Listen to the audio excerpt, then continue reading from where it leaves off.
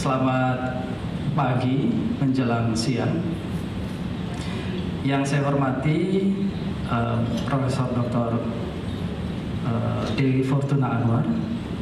Yang saya hormati, saya belum melihat, Profesor Asfi Marman Adam. Yang saya hormati dan yang selalu saya banggakan, dosen saya, pembimbing saya, yang selalu teringat dalam hidup saya, Pak Fealy. Selamat pagi Pak. Makin ganteng Pak. Kemudian Ibu Ricci. Boleh Bu, saya bantu Ibu Ricci. Ronit, Ibu Ronit Ricci, Ibu Dr. Ronit Ricci. Kemudian beberapa, oh ya, tentu saja Pak Dubes, Pak Hamzah, ketemu lagi Pak, kita dari London bertemu lagi di Jakarta. Kemudian Bapak-Bapak, Ibu-Ibu sekalian, beberapa rekan peneliti yang tidak bisa saya sebutkan satu persatu namanya. Selamat pagi, Assalamualaikum warahmatullahi wabarakatuh. Salam sejahtera untuk kita semua. Satu kebanggaan yang luar biasa bagi Pusat Penelitian Politik kita, LIPI, yang dipercaya oleh teman-teman dari Australian National University, alma mater saya juga, untuk bisa bekerja sama, meluncurkan dan membedah buku yang saya kira saat ini sangat dinantikan. Belum lama saya ke ISEAS, ini buku yang memang sedang ngetren ya, sedang populer di sana, dengan saya kira juga bestseller ya di sana. Jadi setiap orang kelihatannya ingin membaca buku yang sangat penting ini. Dan pilihan Pak Greg dan teman-teman dari ANU saya kira tepat, karena ini sejalan dengan komitmen Pusat Penelitian Politik LIPI untuk mengkaji masalah-masalah kalangan minoritas. Sebagai bukti konkretnya adalah kami memiliki tim kajian atau tim penelitian khusus mengenai minoritas. Saat ini teman-teman, oh iya, ada Dr. Burhan tadi juga, apa kabar? Agak ke belakang soalnya. Tim ini sudah berjalan cukup lama mengkaji masalah minoritas Tionghoa dengan hasil yang bisa dibanggakan. Dan ini bertemu dengan kepentingan dari teman-teman di ANU yang bagi saya ini harus selalu didengung-dengungkan sebagai bentuk awareness kita untuk terus menjaga bangsa Indonesia sebagai bangsa yang plural. Sudah merupakan sebuah kenyataan sejarah bahwa kita dilahirkan sebagai bangsa yang harus menghargai setiap kalangan yang hidup di dalamnya, termasuk tentu saja kalangan minoritas. Komitmen menjadi bangsa Indonesia dengan kata lain adalah komitmen untuk menjaga keberadaan dan hak-hak minoritas. Dan buku seperti ini, kajian-kajian seperti ini sangat dibutuhkan oleh bangsa kita sebagai reminder agar bangsa kita tidak terjebak pada hal-hal yang sifatnya akan merugikan siapapun, termasuk dan terutama kalangan minoritas.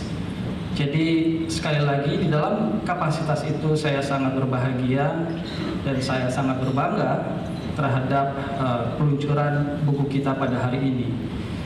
Dan saya kira hal ini juga penting, mengingat bahwa ada kegelisahan akhir-akhir ini terkait dengan masalah minoritas.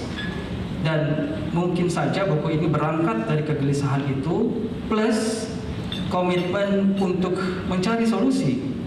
Bagaimana agar kegelisahan itu tidak berkepanjangan dan menjadi destruktif buat bangsa kita yang plural ini. Saya kira nanti saya tidak bisa lama-lama karena nanti bahan saya kehabisan juga kalau lama-lama di sini. Ingat saya adalah salah satu pembicara juga. Saya kira tanpa ingin berpanjang lebar, saya ingin akhiri. Namun sebelumnya saya ingin ucapkan terima kasih banyak yang tidak terhingga kepada rekan-rekan dari ANU, dan juga panitia dari Pusat Penelitian Politik LIPI yang telah bekerja keras dan pasti deg-degan karena berubah tempatnya secara mendadak. Yang sebelumnya ada di tempat lain ternyata harus segera di sini, tapi alhamdulillah kita bisa manage itu. Saya kira tanpa ingin berpanjang lebar, saya mengucapkan terima kasih. Selamat berdiskusi. Wassalamualaikum warahmatullahi wabarakatuh. Salam sejahtera buat kita semua. Terima kasih. Thank you, terima kasih Pak Firman. And the next remark will be delivered by Professor Dr. Budi Reso Sudarmo from NU Indonesian Project. Please welcome Professor Dr. Budi.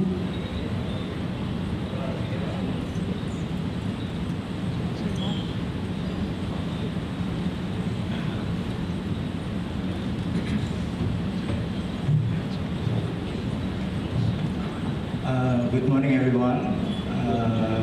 First of all, my name is Budi Reso Sudarmo. I'm currently an academic at the NU Indonesia Project. I used to be the head of Indonesia Project at the NU. On behalf of the NU Indonesia Project, I would like to thank everyone for attending these activities. Special thanks to friends from LIPI, Pak Firman, Dewi, Pak Asmin, and others for your willingness to collaborate with us. We are honored to have this opportunity, and it has been for a long time that we would like to be closer and collaborate more with LIPI. And hopefully this event will provide an opportunity for us to know each other and to collaborate even closer. We will talk about the book, but before that, please allow me a little bit to promote about what is it the NU Indonesia project. So the project was founded by Hans Arndt in 1965, so we have been there for about more than 50 years. And the project is an international research center to enhance knowledge on the economy and society of Indonesia. Our objective is to contribute to the research-based development policies in Indonesia through encouraging more research throughout the world on Indonesia, to disseminate research outcome in Indonesia and around the world, and to develop network of researchers in Indonesia, Australia, and around the world. So the project itself, yes, we do have some staff doing activities, but we are more on encouraging deeper knowledge about Indonesia and being spread out throughout the world. We seldom take a position on a certain statement about Indonesia, but we are more on providing the media that issues in Indonesia can be properly discussed in a scientific way. So we have two main activities for this. Okay, so this is why this is so the first one is we produced a bulletin called the Bulletin Indonesian Economic Studies. It's in a way, although it has a title, economic title, but it is a multidisciplinary journal focused on development. We published it since 1965, and in each number there is an article on survey of recent development in Indonesia. So we actually survey the development in Indonesia every 4 months. So the journal contains a history of Indonesia relatively, particularly on the economic aspect, relatively detailed since 1965. It is an academic journal, so a bit heavy. Well, it's not a bad journal, for sure. It is among the top Asian journal around the world, if you believe on Goodwill. Our impact factor is 1.5. For social science, is not bad. It's almost Q1.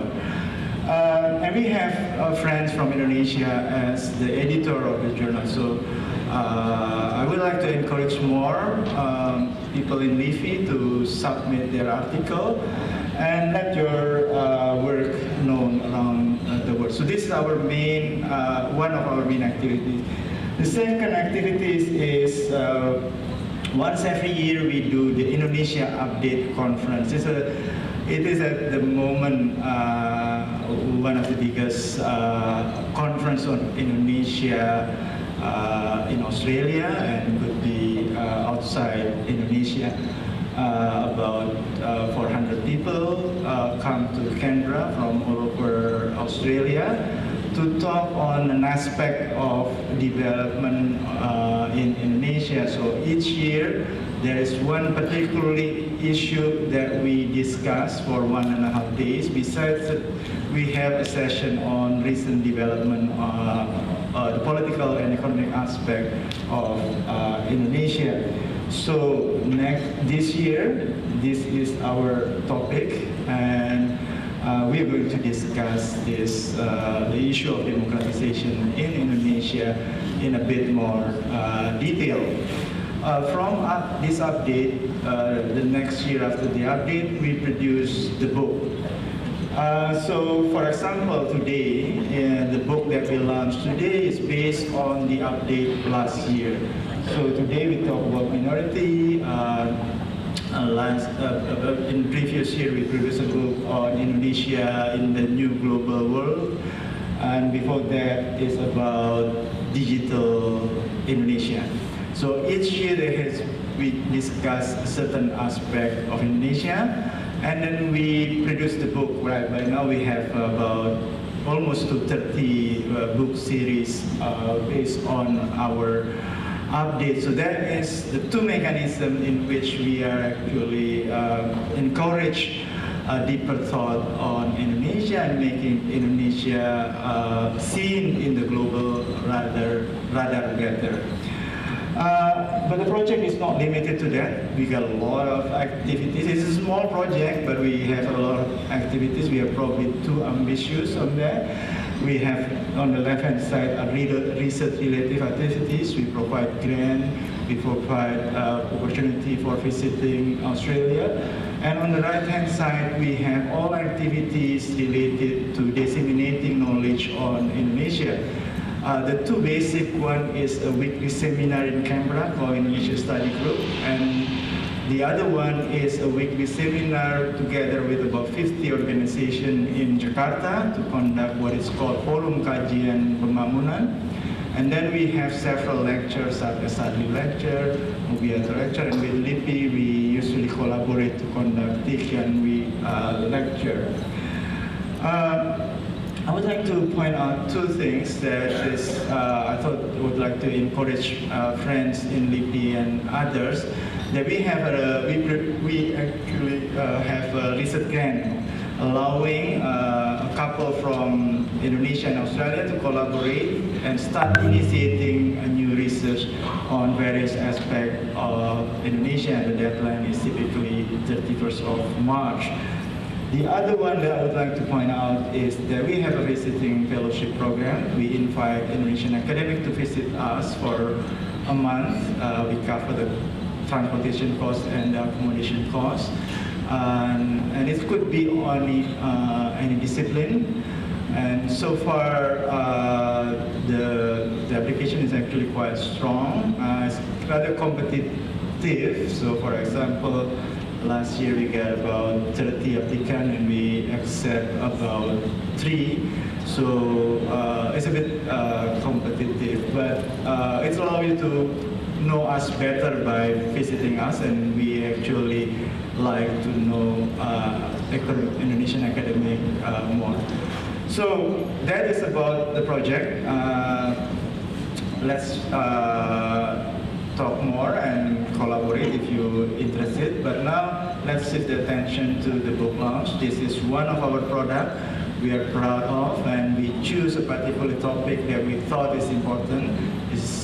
This hopefully could provide the beginning of more serious discussion on this issue. Thank you very much again for coming to this event.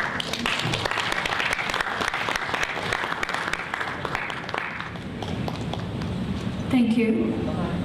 And now we're moving to the main agenda for today, and it is the book launch of Continuous Belonging. And in doing so, I would like to invite Professor Dr. Dewi Fortuna Anwar, our research professor in Center for Political Studies, Indonesian Institute of Sciences. And please welcome and give a big hand for Professor Dewi Fortuna Anwar.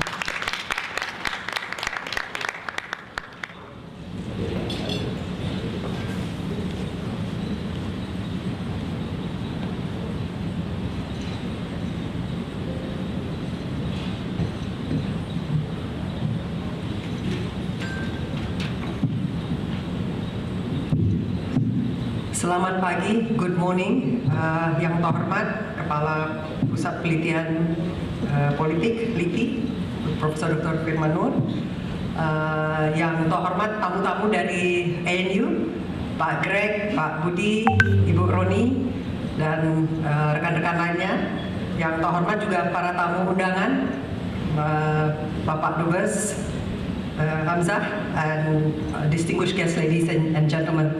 I've been asked to launch this book officially, and I've been asking, what does it mean, launching the book? Clearly it's not throwing this book to you. But since I'm not one of the pembahas, I suppose, I should not steal the thunder from the discussions. So I'll just say a few general remarks about this book. Firstly, it is a great honor, and also I'm very, very pleased to be given this opportunity to officially launch this book in Indonesia, here at LIPI, and particularly that the Center for Political Studies has been given the trust by our friends from the Indonesia project to open this discussion. I suppose launching the book is officially opening the discussions about this book, about contentious belonging, the place of minorities in Indonesia. And as Mas Budi mentioned, this is the product of last year's Indonesia update of the same title. And this is something that we, in Indonesia at least, can feel very, very jealous about. That ANU, the Indonesia project, has always been able to choose a very topical subject any particular year and manage to get the best and the brightest, not just from Indonesia and Australia, but from all over the world, to write about issues of significant policy, theoretical relevance, and so on, but it's always very heavily also on policy. But what is even more amazing is that the conveners, who later on become the editors, managed to revise, to get all the authors committed to revise their respective papers within 12 months. I bet it means usually that must be within 6 months, because I'm sure that the publisher, the ISEAS-Yusof Institute, was not going to give you only 1 month, to get the book ready for copy editing, for publishing. So within a very short window of time, the drafts, from some of them, we know that the Indonesia update, not all ready to be published papers, sometimes only PowerPoints, and then to get them ready. This is an amazing feat, because this is something that, we enjoy having conferences. We hate having to edit papers. They say that the best way to lose friends is to become editors of a book. If you insist on a good book, you often lose good friends, because you keep reminding them, firstly gently reminding them, and less gently reminding them, and then threatening to disown them if they do not send them to. So this is a remarkable feat. So for this, I think let us give a warm applause, congratulations, particularly to the editors, Pak Greg and Ronit, and of course to all of the speakers as well. Secondly, on the issues of contentious belonging, the place of minorities in Indonesia, because I've not really had the chance to read everything, but I've read some of the more important parts, particularly the introduction and a couple of chapters. And this issue, I think, is something that should be very concerning to all of us. The conclusion of the book, and it segues nicely with the topic of the next update. Where is Indonesia going? Where is Indonesia's democracy going? And the conclusion is that from stagnation to regression. That is the topic of that update. And the empirical evidence is found in this book that Indonesia, which has a self-perception of being a tolerant, pluralistic country, with its motto of Bhinneka Tunggal Ika, unity and diversity, or as by Gregs and the Ronit said, usually from many to one, has increasingly been shown, and we have been openly castigated by the UN Rapporteur for Human Rights, by major human rights organizations like Amnesty International and Human Rights Watch, as well as by the Economic Analysis Unit, that Indonesia has really declined in terms of its adherence to democratic principles, particularly in its protections of human rights. And this is, of course, the irony, and maybe this goes deeper into, that should be questioning about what does it mean to be Indonesia? What does it mean to have a democracy? Because one gets the impression that in terms of protection of human rights, the situation was slightly better than before the full democratic opening took place. That seems to be the impression that one gets. That after the full pledge of democracy, in which center to that very concept is protection and promotion of human rights, and the fact that constitutional amendment put the Bill of Rights as one of the primary objectives of this democracy enterprise, that at the end of the day, the results is far from the initial objectives. And I think that this tells us, should be another topic, about what does it mean to have full-fledged democracy in a Muslim majority country. In Indonesia, we are always very proud, particularly at the official level, since Pak SBY, who said that Indonesia is a country where Islam, democracy, and modernity, and now women empowerment go hand in hand. And in comparison to many other Muslim majority countries, I think we are at the leading edge. But a lot of scholars have said that, the concepts of Islam and democracy do not always go hand in hand. But we, Indonesia, say, the existence of Indonesia itself is an empirical proof that democracy and Islam are compatible, that we are living proof of it. But if the findings of this book are to be believed, and I have no reason to doubt this, because there are surveys that have been carried out and so on, and that clearly there is very troublesome. And the essence of this book is, in fact, if I can take the two things. The first, like from Robert Cribb's paper, that the minority, that Indonesia's project of civic nationalism, of adherence to Pancasila, ironically, its very success led to the marginalization of this Muslim majority who feels that they've been marginalized, and we argued for a while time that there's a Muslim majority with minority mentality. And then since the democratic opening, political Islam has again come to center place, and that the Islamist viewpoint, which is in fact a minority, is increasingly making a foray and capturing some of the center stage, making it increasingly into a political mainstream.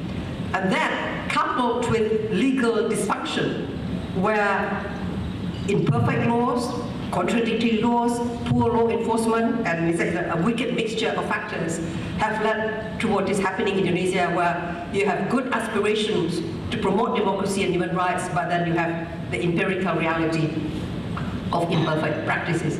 And I think that, this is something, for me, this is not just an existential question of where democracy is heading for Indonesia. this is an existential question where Indonesia itself is heading. So it is not just about the state of governance, but it is also about the nation, about the being of Indonesia. So this book is worth reading closely, but because of the very important subjects, I do hope that Pak Greg and Ibu Ronit will try to find an Indonesian publisher. Because yesterday, the day before yesterday, we launched another book here that was published, translated by Compass. It was about a PhD thesis written by Tomo Zhou. This is a Cornell thesis about the period of revolution between 45 and 1967, about the relations of the ethnic Chinese diaspora and the politics in Indonesia and the relations with Beijing and Taipei, and how that played into this, Chinese-Indonesia dynamics, whether it is in terms of the ethnic Chinese or relations with mainland China. And that gives us a very, very vivid and wider understandings about the very complex issues of the issues of ethnic Chinese, which is a main topic also here in this chapter. And that has been translated to Bahasa Indonesia to make it more accessible to the public, because it is very important that the wider public, including particularly the younger generation, understands more about this issue so that we prevent this continuing stereotyping and stigmatizations, that the complexity of the Chinese Indonesia is being reduced, into this. All the Chinese are rich and they're communist and pro-China, that kind of stereotyping.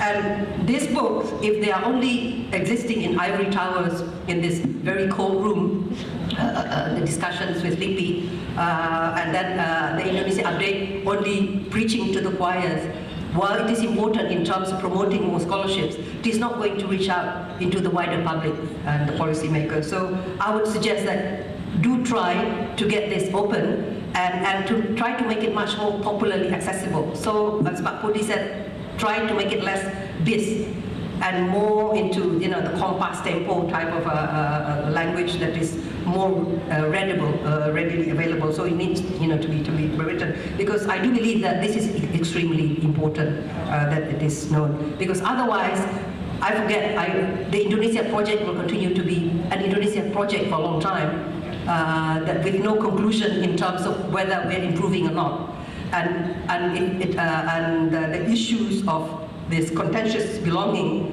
will not just be felt by the minorities which are categorized as minorities, but it will be felt by us who are in fact not part of this minority with a very narrow viewpoints, but increasingly also feeling increasingly alienated in our social milieu. When I go home, here it is mentioned in the survey that the areas, the provinces where intolerant views are being expressed. I'm shocked that West Sumatra is included in one of them, because this is a place that is supposed to be, that's the birthplace of the founding fathers, of the intellectuals, with varying views from the extreme left to the extreme right were there, but where discourse was very lively, the Balai Pustaka movement, the nationalist movement, and now this has been categorized as one of the more intolerant and narrow, inward-looking group. And this is clearly, something that is very seriously wrong with the what is going on in Indonesia.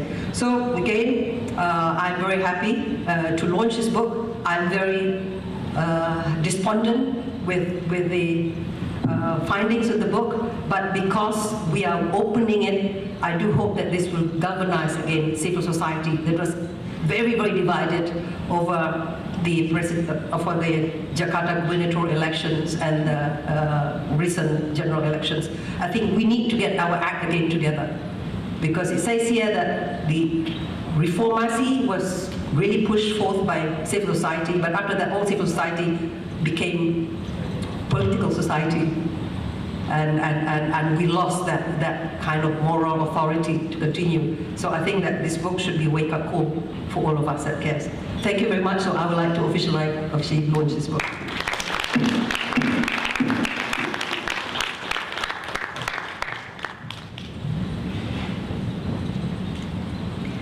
Thank you, Buduri. And before we start and continue the discussion about this wonderful book, I'd like to invite Pak Budi once again to come forward to the stage to symbolically give the book to Professor Dr. Firman Nur. So, for Pak Budi and Pak Firman, stage yours.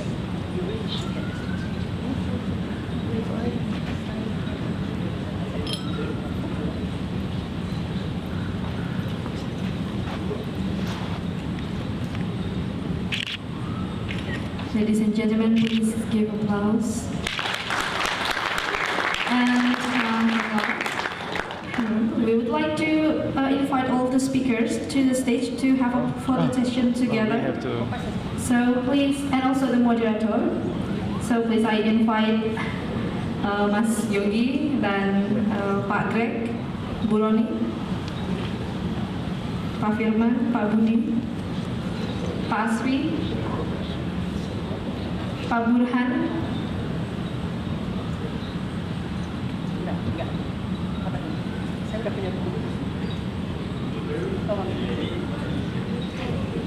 Oh, untuk foto baru. Bu Dewi, Mantan ini bos di kamera.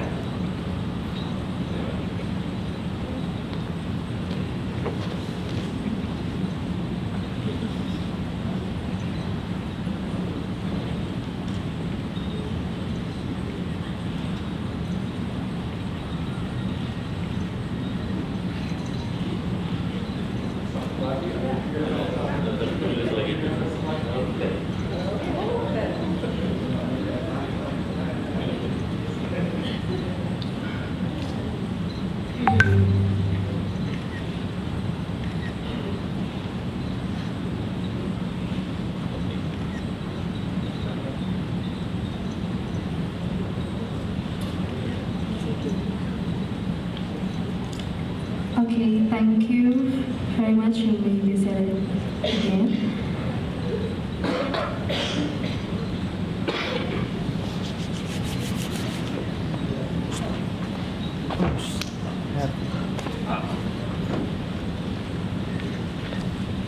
And now we're moving to the discussion of this book, and this discussion will be moderated by Yogi Setia Permana.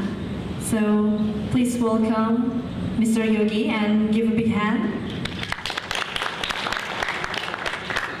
And I also would like to invite all of the speakers to come up to the stage. Please welcome Bu Ronit, Pak Greg, Mas Burhan, and also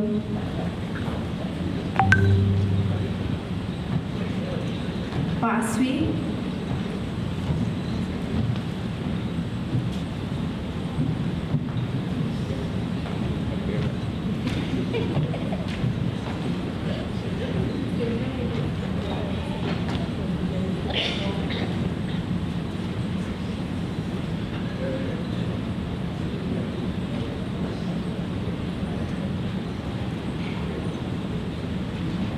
and yes, for Mr. Yogi, time is yours.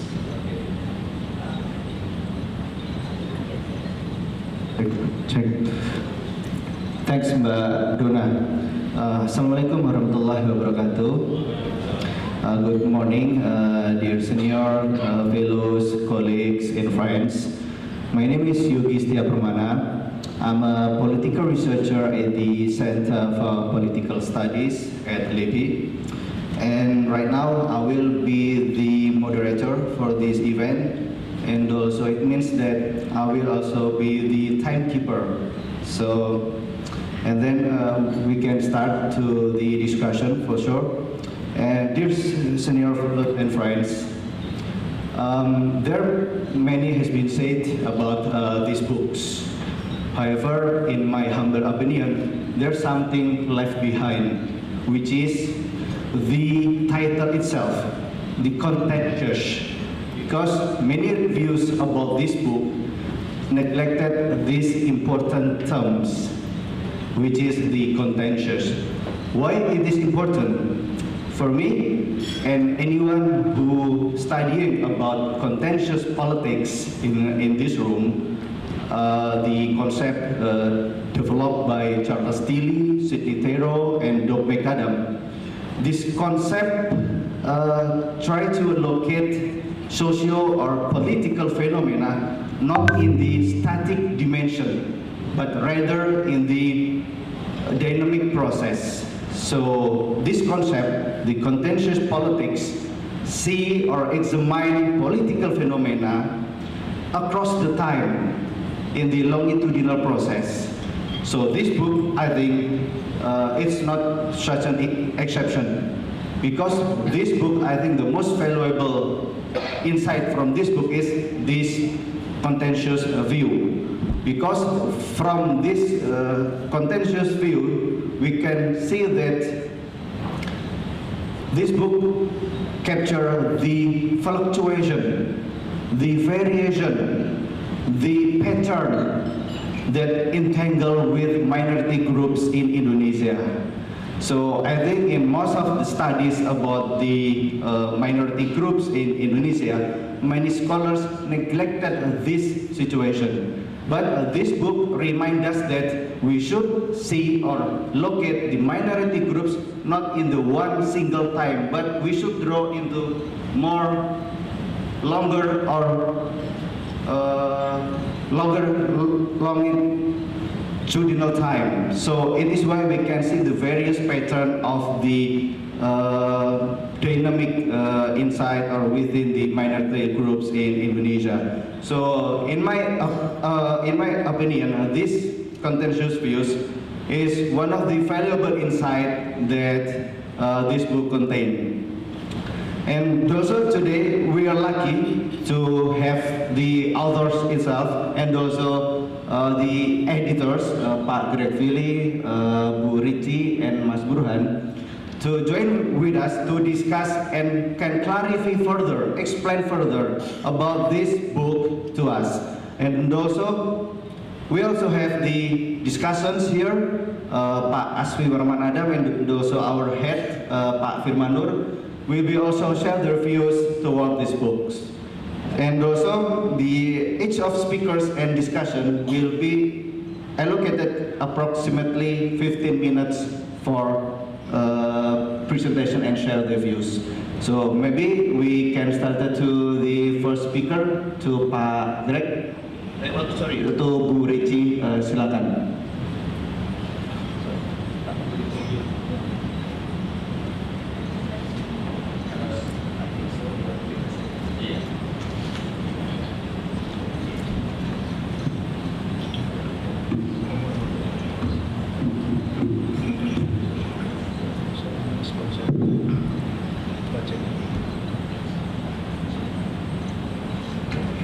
Good morning, everyone. I want to begin by expressing my thanks to LIPI for hosting this launch and also to the Indonesia Project for supporting the Indonesia update and the resulting book for so many years. I want to thank Professor Dewi and Professor Firman for very articulate and very enlightening opening remarks. I also want to offer my thanks to all the authors who contributed excellent chapters to the book that Pak Greg and I edited, and especially to acknowledge Pak Burhan and Ibu Butet, who are two of our authors who are present here today. And finally, thank you all for being here. I want to begin by introducing myself very briefly and explaining my own connection to the topic of minorities. So my own academic background is in the study of literature, and although most of the chapters in this book look at the questions of look at the question of minorities from the perspective of politics, economics, also some history, I think it's very important that we think of minorities also, if we think in terms of academic disciplines, also from the perspective of the humanities. So anyway, my academic background is in literature, especially Malay and Javanese manuscript literature. And for the past several years, I've been studying a community of Indonesian descent in Sri Lanka, which previously during the colonial period under the Portuguese and then the Dutch and then the British was known as Ceylon. And the ancestors of this Indonesian community, which still lives in Sri Lanka today, included members of royal families who were exiled by the Dutch, and also people who joined the colonial armies, and slaves and criminals. So very mixed population. But what united them was the fact that they were all sent to Ceylon from what we now call Indonesia. You may also know that so many people from Nusantara, from the archipelago, were exiled to Ceylon that the word itself, the name of the place itself, Ceylon, was turned into a verb that meant to be exiled or to be banished. So disailankan in Malay or dipunselongaken in Javanese came to mean to be a general term for banishment or exile. And this community to this day is known as the Sri Lankan Malaise. Malaise is a bit of a misnomer, again, because they all came from what's now Indonesia, but the states did not exist back then. They still speak Malay to this day, and they are mostly followers of Islam. And the point which I really want to make is that they constitute a very tiny minority within Sri Lanka's population, which is made up of a majority followers of Buddhism and Hinduism, and which speaks Sinhala and Tamil. I just wanted to show you one or two images. You can see these are, the photo on the left is from the early 20th century of a father and son from this community, and the one on the right was taken just several years ago. This man is BDK Saldin, lives in Colombo. And this is just one example of a Malay manuscript written in Ceylon in the middle of the 19th century. And what I wanted to emphasize is how in the opening lines you can see that even though these people have been there for a very long time, they still have a connection and they still identify with a particular place in what's now Indonesia, which happens to be Sumeneb in Madura. Oops, sorry.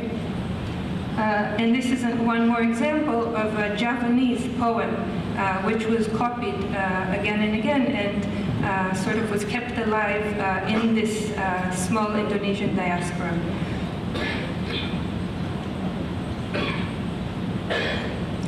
And so rather than studying minorities within Indonesia itself, what I've been studying is an Indonesian, and again, the word Indonesian is an anachronism here, but I'm using it for the sake of convenience, an Indonesian minority elsewhere. And this example shows us how complicated is the issue of minorities, as a group can be in a minority in one place and in the majority in another. And indeed, one central question that Greg and I were really sort of pushed to consider while planning and also editing this volume was what exactly is the meaning of minority, or what do we mean when we speak about minorities? Because at first it seemed very obvious, even self-evident, but in fact it is not. It seems easy because we tend to think about this issue in very quantitative terms. So we usually think, okay, if Group A has more members than Group B, then the first group is a majority while the second is a minority. But numbers do not tell the whole story. And a group that is in the minority at one point in time can change into a majority due to, for example, if we think of Indonesia, due to transmigration, the subdivision of administrative regions to create new provinces and sub-provinces, what's called pemekaran, or, as I just mentioned, through exile or banishment. And an individual can be in the minority in one of in his or her identity categories, but not in another. So for example, a Muslim living on the island of Java can be in a majority in terms of religious affiliation, but may also be in the minority at the same time in terms of sexuality or ethnicity. So what is considered more important or definitive in creating identity? And how is this negotiated by the individual, by the community, and by the state? This is one of the main questions which we try to address in the book. And I of course cannot answer it now, and there also is no single answer, but I do want to raise it here as a topic for reflection and to emphasize that this is one topic that is discussed extensively throughout the volume. So if we want to think about minorities, we first have to think about the concept itself and how do we use it or misuse it. And what may be perhaps even more interesting, and this was already mentioned by Professor Dewi, is that beside the quantitative aspect, there is also an aspect of approach or of mentality. For instance, in the book, you already mentioned this example, Professor Robert Cribb claims that Indonesian Islamists during the New Order period adopted a minority mentality, that is, a majority with a minority mentality, because they were marginalized by Suharto. And Sidney Jones, who I'm sure many of you know, discusses in her essay the concept of majoritarianism. That is the approach or sense of a majority that no matter what, this majority feels threatened by the minority. It always sees itself as a victim in its own country, even though in reality it dominates political and economic life. So this type of majoritarianism or majoritarian mentality often gives rise to conspiracy theories against the West, against people of another minority religion, people who have a non-heteronormative sexual orientation, etc. And this mentality also in its various contexts is analyzed in several of the book's chapters. When we had our book launch in Ambon a few days ago, and that took place in Indonesian, we struggled to think of an appropriate way to translate the book's title, Contentious Belonging, into Indonesian. Later, if anyone has really good suggestions, we'd love to have them, because as Professor Dewi has suggested, we also believe that it's very important to translate a book like this into Indonesian and make it more accessible. But right now I'm speaking in English, so I can sort of avoid the problem, but I do want to of how to say contentious and how to say belonging, and how to recreate that phrase in Indonesian in a way that echoes in a similar way to the English. It's always very challenging, no matter what two languages you're trying to translate in from. But I do want to mention that in English, a word like belonging is also not easy to define. So a little bit like the word minority or the word identity. These are not terms that are, it's not only a matter of translation, it's also how do we think about them, how do we define them. And the precise meaning of belonging can be quite elusive or subtle. And when I was thinking about this, I remembered I once heard a talk by Muhammad Arafat from NUS, who was talking about the descendants of Patani Malays who live in Mecca. And he was talking about their sense of belonging, or their difficulty of feeling belonging, even though they're Muslim, in the heart of hearts of the Muslim world. And he said that, and he titled his talk or his dissertation also, Belonging with a Hyphen. And he said that belonging is always about a longing, to be longing. You're always in a state of longing when you're sort of confronting these issues of belonging. So the precise meaning can be elusive. But if we think of it as a feeling of wanting to be part of something, or being part of something larger than the individual, in the volume, one of the things we asked was whether all minorities in Indonesia wish to belong, and if they do, what is the price that they must pay for the quote-unquote the right to belong in Indonesia. So for example, I'm giving just very brief examples here, Henry Julius, in his chapter, compares the LGBTI's community's approach to the state in the United States in the past, which he claims was a very radical and anti-state approach, with that of the LGBTI's community in Indonesia, where he thinks that the community wishes to be acknowledged and wishes to be accepted by society and the state.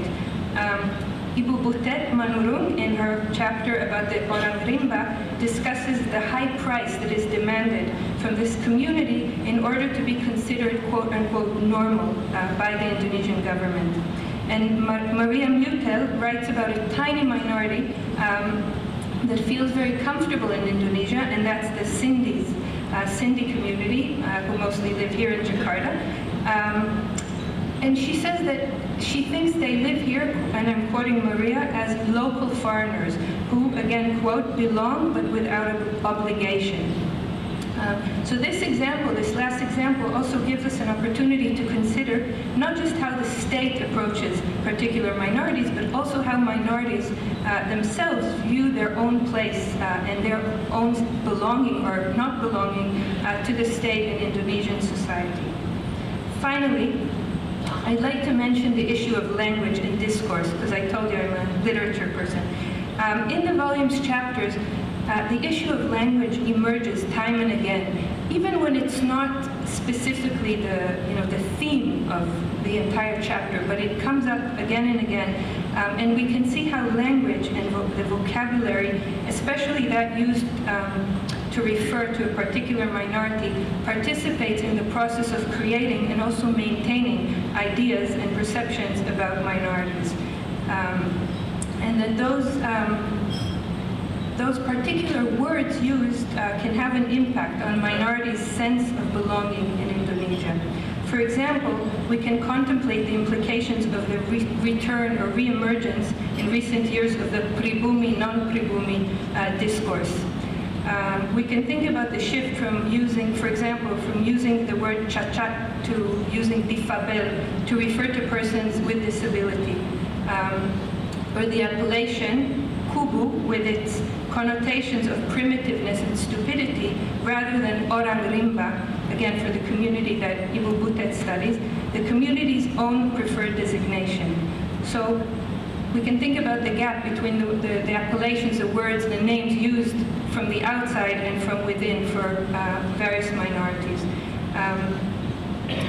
These examples and others highlighted in the book prove that these terms or labels are certainly not quote-unquote just words, but constitute meaningful definitions for those using them and also those being addressed by them. Shifts in names used to refer to minorities reflect changing times and approaches, but they can also create change through campaigns by governments, NGOs, and others, and through education, and therefore should be acknowledged and considered seriously. I will stop here, and there are many more issues discussed in the volume, and I really hope that you have a chance to read it and that it is useful as a point of departure for further discussions. Thank you.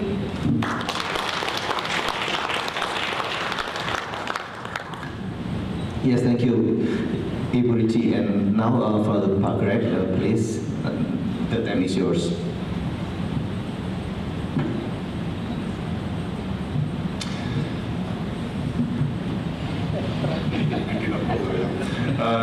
So, thank you very much, Pak Yogi, and thank you again, just to repeat what Ronit has just mentioned, thanks to Pak Firman Nur and to Bu Dewi Fortuna Anwar for their excellent comments beforehand in launching the book and in opening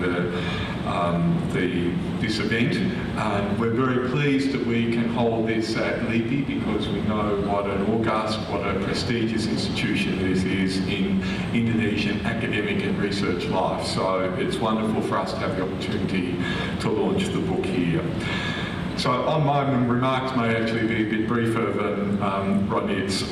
So I just wanted to return to something that actually Bu Dewi referred to, and that is the choice of this topic. So every year, as Budi explained, there is a different theme for an Indonesia update. And we chose minorities because we thought that it was the right time to do so. Waktunya tepat. And partly because over the last decade, Indonesia has increasingly portrayed itself to the broader world as a moderate, Muslim-majority democracy that values diversity and pluralism. It not just tolerates people, it embraces diversity. And of course we have the national motto of Bhinneka Tunggal Ika. And this word kebinekaan we hear mentioned a lot in Indonesian circumstances. But at the same time as we have that portrayal of Indonesia internationally as a diverse and plural nation, we also have growing scrutiny of Indonesia and criticism of Indonesia's record, particularly of tolerance of minorities. Ibu Dewi mentioned several institutions here, Amnesty International, the Economist Intelligence Unit. We could also refer to Freedom House, which since 2012 has no longer classified Indonesia as a free country, it's a fully democratic country. And one of the main reasons for that is the way it believes that Indonesia does not treat its minorities well, particularly religious minorities and also sexual minorities. So this is a point of tension. And of course, we also have the events of 2016 and 17 in Jakarta, the Pilkada Jakarta, and the whole Dua Belas movement and the opposition to Ahok. The accusation that Ahok was a penista agama, which eventually, of course, led to his conviction and jailing, and also saw him lose that election. Across the world, these events, that mass mobilisation, Muslim mobilisation in Jakarta and the surrounding discourse attracted more media attention to Indonesia than any other event that I can recall since the downfall of Suharto. And across the English-speaking media, there were questions about, does this show a change in the nature of Indonesia? You know, everyone here will have their own answers to that question, but the question was being asked of Indonesia in a way that we haven't really had for a great many years.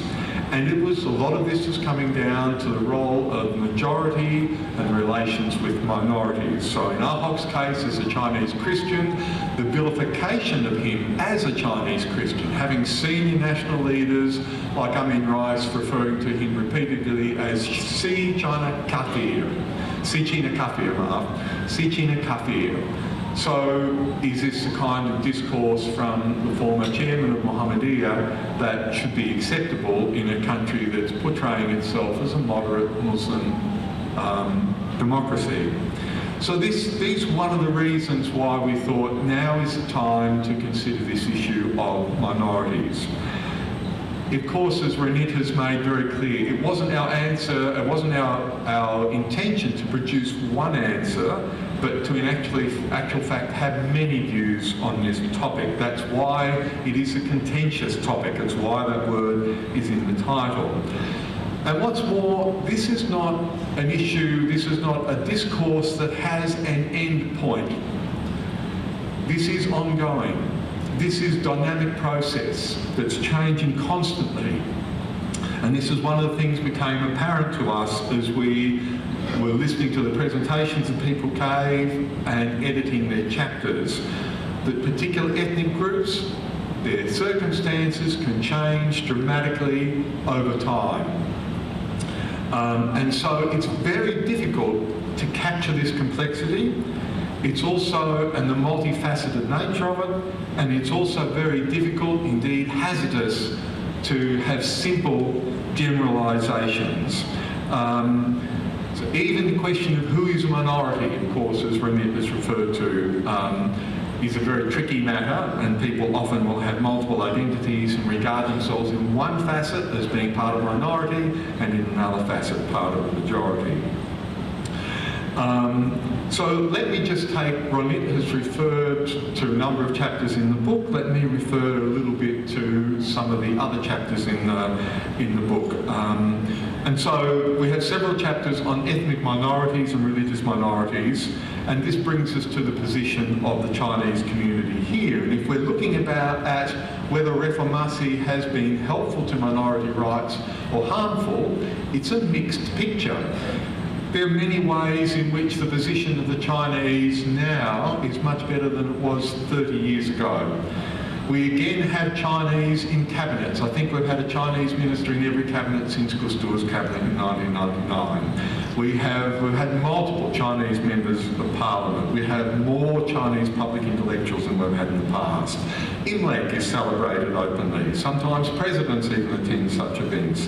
We can have publications in the public domain using Chinese script and language. Citizenship is easier.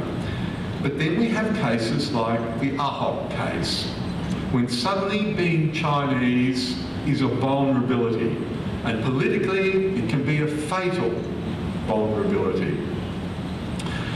Because what we saw accompanying the Dua-Dua Belas movement, the mobilisation against Ahok, is the revival of the debate about a majoritarian system, political system in Indonesia, majoritarian Islam. And many of the groups involved in the 212 movement were saying that we, the Muslim community, are in the majority, and therefore the leaders who represent us, whom we elect, must also be from that majority. This is a return to the sort of debates about proportionalism that some of you will remember going right back to the 1980s.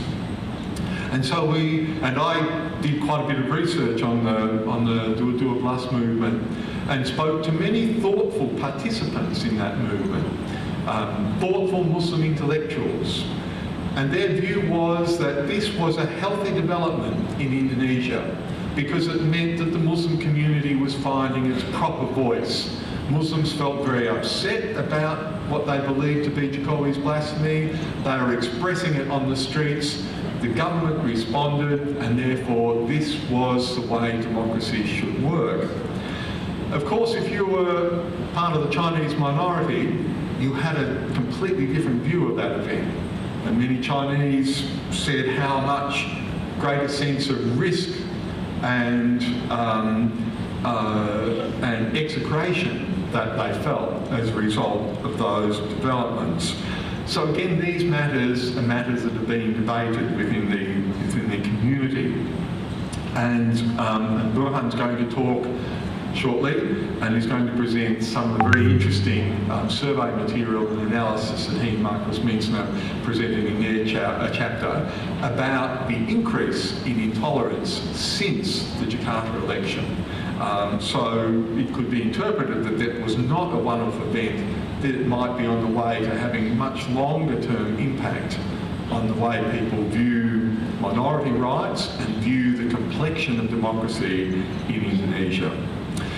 I also want to talk about the chapter on the Orang Rimba, and very happy to acknowledge the presence of Butet Manurung, who has spent many years of her life living with the Orang Rimba in the forests of Riau and Jambi and other places in Sumatra, and has been a very passionate and a very articulate advocate for this particular part of the so-called Orang Asli community. And her chapter is another example about the complexity of generalising about whether things have become better or worse for minorities during Reformasi.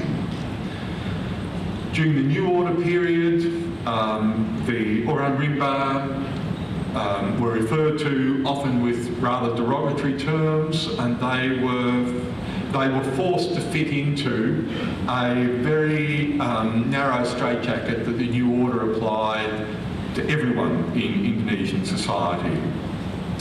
During the Reformasi period, there have been some improvements in official recognition and the language used towards the Orang Rimba and in recognition of their rights. President Jokowi has a special committee, I understand, in the Council Staff President, looking at Orang Asli issues. He's also met with Orang Rimba near to the forest areas where they live, and he clearly has a concern for them. The rights of Orang Asli were part of the original Nawacita program that saw Jokowi elected in 2014. Having said all of that, the Orang Rimba are coming under increasing pressure by a range of government policies. For example, if they want to have access to healthcare and educational services, it's very, very helpful to them if they have a KTP. And of course, on the KTP, there's the Agama category, and they are under pressure to have a religion that conforms to one of the 6 officially recognised religions. So if people want some of these services, they have to nominate a religion that may not be their true religion, but they have to have a name in the box. So the system is forcing them into this kind of behaviour. There are also, there's the regulation of the forest area in which many of the Orang Rimba live. And the regulation of that forest area allocates specific regions to forestry activities, what am I saying?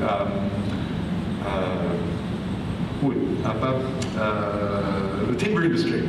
Timber extraction, timber extraction, also mining, and certain areas are set aside for the Orang Rimba. But the planning for this makes no recognition, pays no recognition to the fact that certain areas in the forest have been, for time immemorial as far as the Orang Rimba go, exclusive areas for example, negative spirits. So only shaman from the Orang Rimba can enter. The regulations of those forest areas also limit the free movement of Orang Rimba through the forest. And certain areas where they once might have practiced their moving agriculture are now denied to them. And so there are sometimes clashes between officials and the Orang Rimba in the forest. So housing that's provided by the state, with the best of intentions, is often housing that is not at all compatible with the communal structures of the Orang Rimba. So despite the progress of the new order, the attempts to require Orang Rimba to fit a certain pattern of behaviour and social life is still very strongly felt by them and leads to their marginalisation. And indeed, one of the words that Butet has used in the title is this marginalisation, so-called normalisation of the Orang Rimba people by the Indonesian state. So this Orang Asli group's a very interesting example of where are the limits to Indonesia's acceptance of diversity, to Kebinekaan Indonesia. If the Orang Rimba are not at all concerned about Pancasila, about national history and the like, if their concern is very much within their forest community and their traditions, is that something that the state should intervene in? Should the state be telling them you really must have this religion, you really must live here? Or in fact, do the Orang Rimba become an example of how very open Indonesia's diversity Kebinekaan can be? So it's one of the questions asked in this chapter, and it's very clear from my reading of what Butet has written that Indonesia is falling short of allowing free expression of this communal life by the Orang Rimba.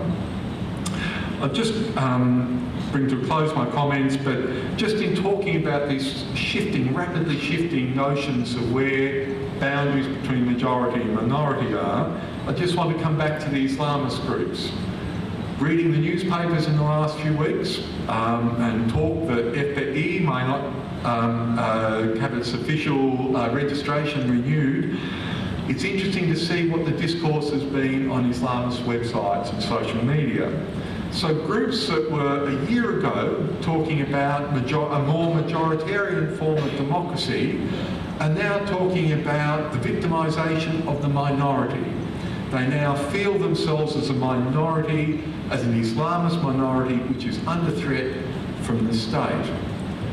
By the same token, one hears that in the corridors of power, people from PDIP and from NU and perhaps from other organs of state increasingly see that now is the time that they, who they think represent the majority of Indonesia, the essence of Indonesia, should move to roll back the threat that Islamism poses to Indonesia and Indonesia's tradition of pluralism and tolerance. So this contention all the time in the political domain, religious domain, the social domain, it's something highly dynamic, very fluid, and we all await with interest to see what happens in these various fields that we've been talking about. So let me come back to the point I raised at the start. Indonesia casting itself to the world as a moderate, tolerant nation. A nation that the Muslim world in particular should follow. If you're going to do that, you have to make sure that you pass that same test, that you are as moderate and as tolerant as you are telling other people that you are. Because the world will judge you on this. It's one thing for Indonesians to make their own decisions about the place of minorities, but there are universal standards. And a more majoritarian democracy, for example, may well be regarded by many in the broader world as a less democratic, a less moderate Indonesia. So I think that's probably an appropriate point to finish my particular remarks anyway. So thank you very much for your attention. And now to Mas Burhan, please, time is yours.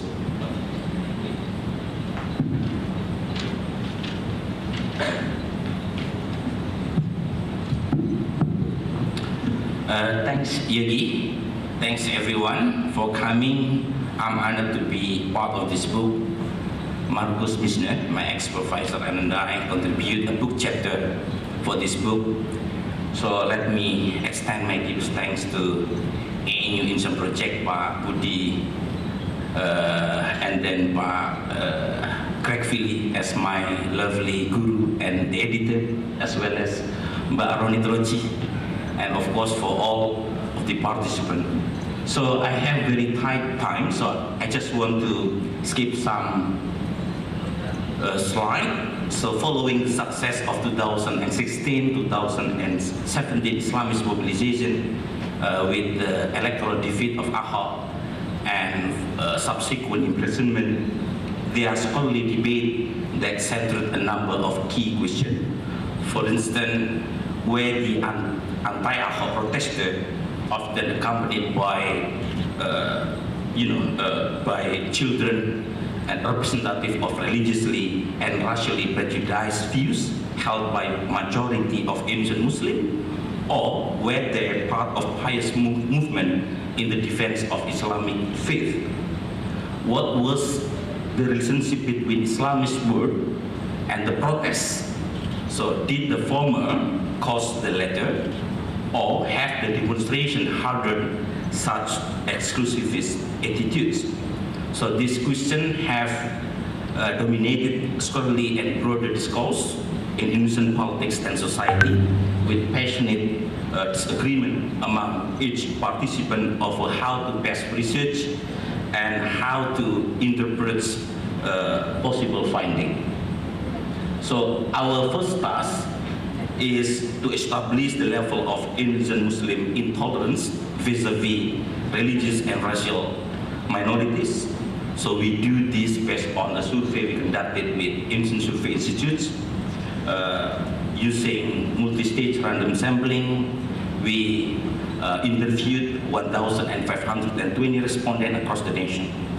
In combination, we also utilize a data set provided by my polling organization, LSI, and indicator that cover the period since 2004-2016. So we also analyze a survey on attitudes of intolerance survey conducted just 6 months before 2016 Islamist mobilization. So this 2016 survey established as a 0 point, allowing us to look at the difference before and after the Islamist mobilization. And we also rerun the survey using the same methodology and using the same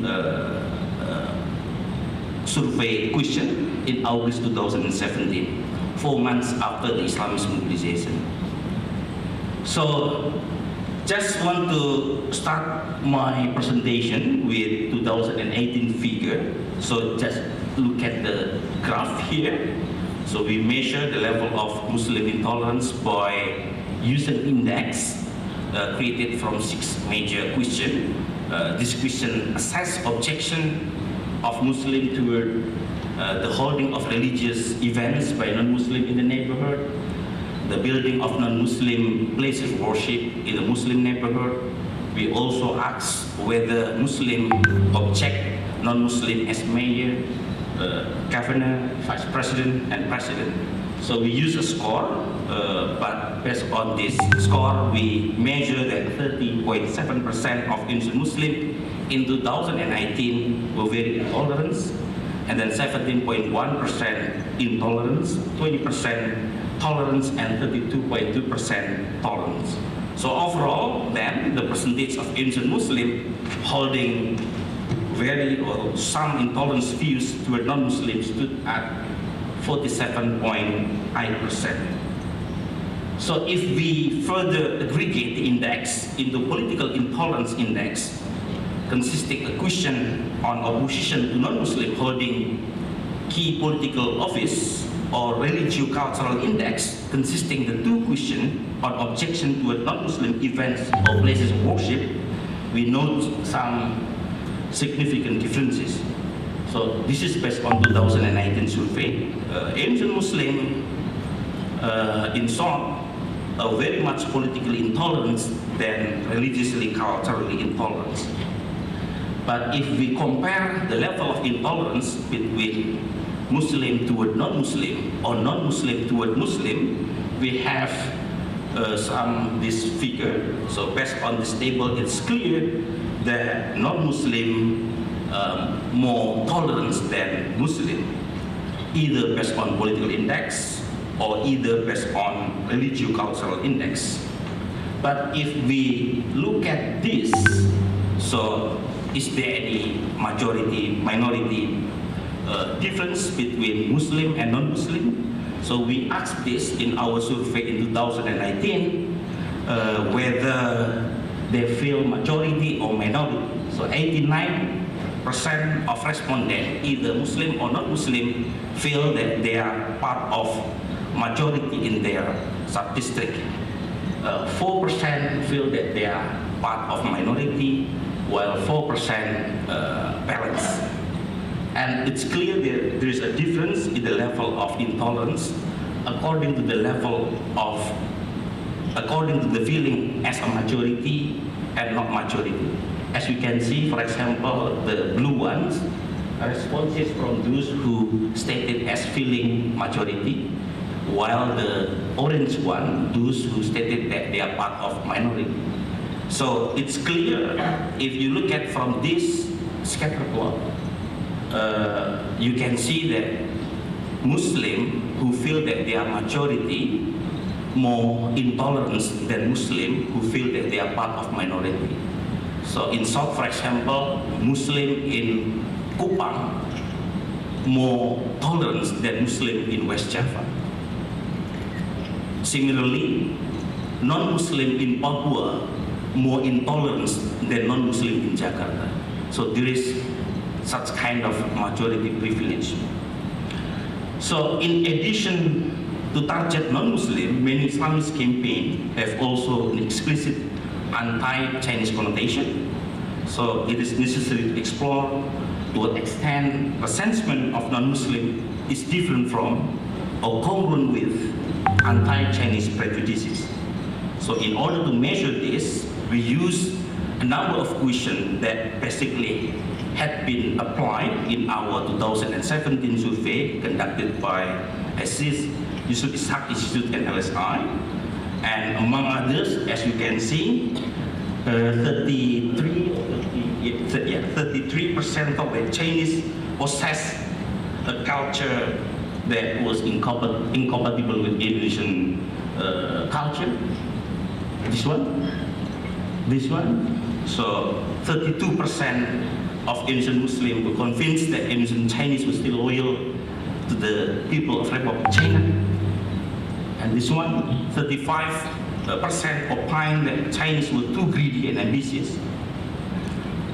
So, while the data above established the current level of religious and racial intolerance among Indonesian Muslims, it tells us little how these trends have developed over time. So for this, we need to compare 2018 data with previous data set on the same or similar measure. So as you can see from this slide, it's clear that the level of intolerance index in 2018 increased 2 years in a row.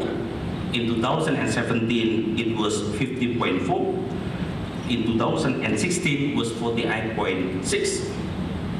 So when we disaggregate our intolerance index into a political and religio-cultural sub-index, as I mentioned, with a formula consisting of measures assessing objection to non-Muslim holding political opposition, there was a significant change.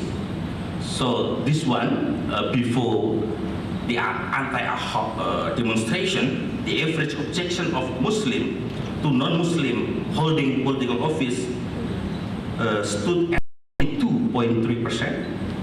In 2017, just after Ahok imprisonment, this average shoot up to 49.6%, and the objection to non-Muslim holding political office rose again sharply between 2017 to 2018, reaching a record level of 54.6%.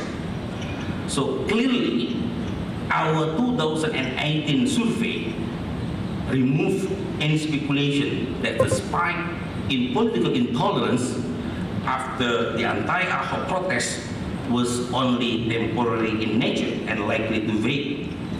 So the increasing trend of intolerance after 2016 Islam's mobilization means that hardening Islam's views in the Muslim population could not have caused the mobilization. Instead, it was anti-Ahok demonstration that hardened such exclusivist attitudes. So it's not the level of intolerance that produced the mobilization, but the mobilization produced the intolerance. So the indication that the anti-campaign against Ahok drove up intolerance rather than being caused by it are further strengthened when examining the trend in the religio-cultural sub-index. As I said, this sub-index based on two questions: whether Muslim object if non-Muslim holding religious events or building places of worship in the Muslim neighborhood. And for this measure, we have 2010, 2011 data point, and they show that prior to the anti-Ahok protest, the level of religio-cultural intolerance had been declining significantly from 60 to around 40 before anti-Ahok demonstration. So of course, I'm not saying that Indonesia is tolerant society before Ahok protest, but before Ahok protest, Indonesia was more tolerant than 2010 or than 2011. So if we look at the trend now after the Ahok protest 2011, we look at or we witness that the trend back to 2016 level. So 2018 data shows that for the first time in decade, religio-cultural intolerance is rising again. And both the measure on non-Muslim events and places of worship recorded increase in 2018, returning roughly 2016 level. So it's clear that if we look at the events of late 2016, early 2017, not only not waning in their impact, rather the crisis left long-term legacy of rising intolerance in all aspects of political life, with the spike in political intolerance ultimately infecting and undermining tolerance toward the spiritual cultural dimension of non-Muslim society as well. So there is striking difference, however, if we look at the trend in cultural intolerance toward non-Muslim and toward Chinese. So recall that in 2018, about a third of Indonesian Muslims held prejudicial views toward Chinese, ethnic Chinese. While this is still significant, if we look at the numbers from 2018, it is much reduced from 2017. So the average from the four measures on social anti-Chinese prejudices have declined since 2017. So this suggests that resentment toward non-Muslim has consolidated much more strongly as a result of anti-Ahok mobilization than social objection to a Chinese. So in other words, the level of anti-Chinese prejudices were situationally driven up by the hatred against Ahok and declined after. So the last two slides, having said all of that, the question is, what were the drivers of the Islamist mobilization? So in the debate, in the literature, it is clear that there are three broad schools of thought about the causes of Islamist mobilization. The first focused on grievances among all Muslim population. So these grievances may be a religio-theological nature. For example, in the Quran, it is stated, "Walan tardo angkal yahudu walan nasor hatta tattabi'a millatahum," something like that. Or it may be a result of socio-economic grievances. In contrast to grievances scholars, other scholars have identified mobilization as an integral part of Islamic religion and its doctrine. So different from the secularized religion in the West or Asia, Islam is seen by some scholars as having a built-in call for struggle. So Islam itself is struggle, so according to this scholars' camp. For example, in his famous debate with Olivier Boha, Gilles Kepel expressed this argument most forcefully, putting the notion of radicalization of Islam against Olivier's assertion of the Islamization of the radicalization. So the last third school, represented by Mecham, so this school emphasized the role of religio-political entrepreneurs in exploiting existing context to advance Islamist agenda. For Mecham, Islamist mobilization emerged when religious entrepreneurs used a focal state-related events to rally support for Islamist causes. So in other words, religious entrepreneurs have the choice of whether to use existing contexts and events such as election for Islamist mobilization or not. So this approach doesn't downplay the power of grievances, but doesn't ascribe the character of path dependence to them. Similarly, this religio entrepreneurs school also acknowledged the importance of Islamic faith as the basis of mobilization, but doesn't view Islam as the engine of mobilization itself. That engine, according to religio-political entrepreneurs, is in the hand of religio-political leaders who can either opt to mobilize or not mobilize.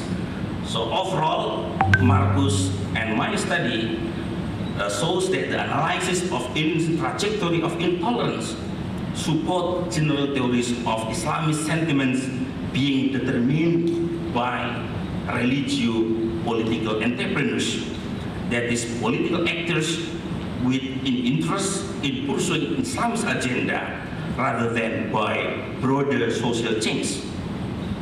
So Rizik Shihab, Bahtiar Nasir played a key important role in mobilizing the Islamist mobilization, because the anti-Ahok campaign occurs against the background of declining religio-cultural intolerance, highlighting the mobilizational capacity of the protest leaders or entrepreneurs to overcome long-term societal threat. Even the Islamist mobilization happens when the Gini ratio declined from 0.42 in 2004 to 0.381 in 2016. So it's not about the rising intolerance or the rising inequality that produce the mobilization, but what I'm saying is that the Islamist mobilization in 2016 have produce the high level of intolerance. I run out of time. I will stop my presentation. Thank you very much. Thank you, Mas Buruan. And it seems that your findings couldn't came up without emphasis on the longitudinal process, because your data draw from maybe 1 decade before this contemporary time. So it means that it's also remind us for the scholar community here that we should right now also emphasize on the longitudinal process across time insight, so we can draw more convincing conclusion if rather than we just only focus on the single time issue. So next there will be Professor Asfi Warman Adam, one of our research professor at the center, and Pak Asfi will highlight some points that might be this book is missing. So for Pak Asfi, time is yours.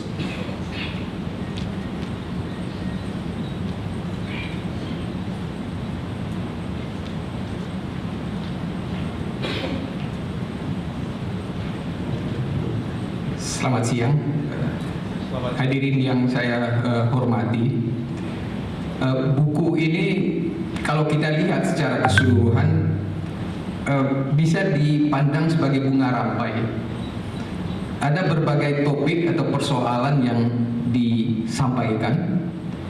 Nah, cara untuk mengkritik atau mereview bunga rampai adalah dengan membaca satu persatu topik itu, memberikan komentar tentang semuanya, atau pilihan yang lain, menyampaikan apa yang tidak ditulis di dalam bunga rampai itu. Dan saya membatasi diri pada yang kedua ini. Apa yang tidak ada di dalam buku ini yang seharusnya menurut saya sangat tepat untuk dimasukkan di dalam kategori minoritas. Di dalam buku ini sudah ditegaskan juga tentang betapa beragamnya topik yang terkait dengan minoritas ini. Di sini dibahas misalnya tentang Tionghoa, tentang LGBT, tentang orang rimba. Nah, semuanya ini sangat beragam. Walaupun di dalam buku ini dicoba memberikan definisi yang mengutip Francesco Capotorti yang menyatakan bahwa minoritas itu memang dari segi jumlah itu kecil, lebih kurang dari separuh yang lain, tetapi secara tersirat di sini disebutkan itu juga satu kelompok yang ingin mempertahankan kebudayaan, tradisi, agama, dan bahasa mereka. Nah, saya berpikir apakah kategori yang saya sampaikan ini termasuk di dalam kriteria minoritas ini. Karena yang saya bahas ini disinggung secara selintas di dalam tulisan Saskia Weringa. Saskia Weringa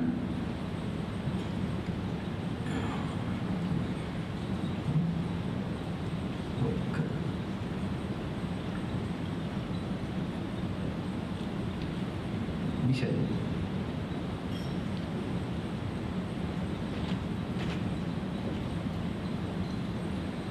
Ya, saya akan di dalam buku Saskia, di dalam artikel Saskia Weringa, dia menyebutkan sekilas mengenai masalah 65 ini. Dia mengatakan ada dua panik moral yang terjadi menyangkut gender di Indonesia. Yang pertama tahun 65 ketika militer mengkampanyekan tentang perlakuan yang sangat sadis terhadap jenderal, beberapa orang jenderal di Lubang Buaya, dan kemudian yang kedua persoalan LGBT yang muncul belakangan ini. Saskia hanya menyinggung secara selintas tentang masalah 65, dan saya melihat bahwa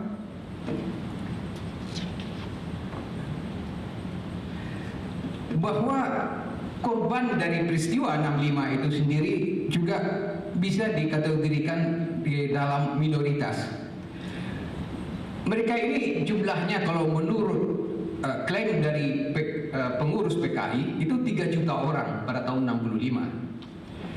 500.000 orang itu terbunuh setelah peristiwa 65. Ratusan ribu orang itu dimasukkan ke dalam penjara selama bertahun-tahun, dan lebih dari 10.000 orang itu dibuang ke Pulau Buru selama 10 tahun. Nah, mereka ini setelah selesai dibuang dari Pulau Buru pun diberi identitas, diberi KTP ET. Mereka semacam satu kelompok yang dibedakan dengan kelompok lain yang terus diawasi. Perlakuan pada mereka itu sangat diskriminatif. Pada tahun 81 misalnya, keluar instruksi Menteri Dalam Negeri yang mengatakan bahwa korban 65 beserta keluarganya itu tidak boleh menjadi pegawai negeri dan tidak boleh menjadi anggota ABRI. Dan bukan hanya itu ya, perlakuan yang lebih diberikan kepada mereka itu adalah mereka yang dilakukan juga apa yang disebut dengan litsus, penelitian khusus itu bagi mereka yang sudah jadi pegawai negeri. Jadi kalau mereka ketahuan mempunyai keluarga yang terlibat G30S, mereka juga akan dikeluarkan. Nah, ini berlangsung terus selama Orde Baru gitu. Nah, pada era reformasi ini ada kemajuan ketika Mahkamah Konstitusi pada tahun 2004 itu mengeluarkan atau mencabut pasal mengenai Undang-Undang Pemilihan Umum yang mengatakan bahwa orang-orang yang terlibat G30S itu bisa memilih dan bisa dipilih. Jadi mereka sejak tahun 2004 itu bisa memilih dan dipilih. Sebagai sebuah minoritas lagi, belakangan ini ada perhatian diberikan kepada mereka sangat terbatas oleh LPKP, Lembaga Perlindungan Saksi Korban. Dan karena menganggap mereka ini di dalam proses justisi, proses mengenai pembunuhan massal tahun 65, mereka dianggap sebagai saksi korban. Oleh karena itu, LPKP memberikan jaminan kesehatan secara terbatas kepada beberapa ratus orang dari kelompok 65 ini.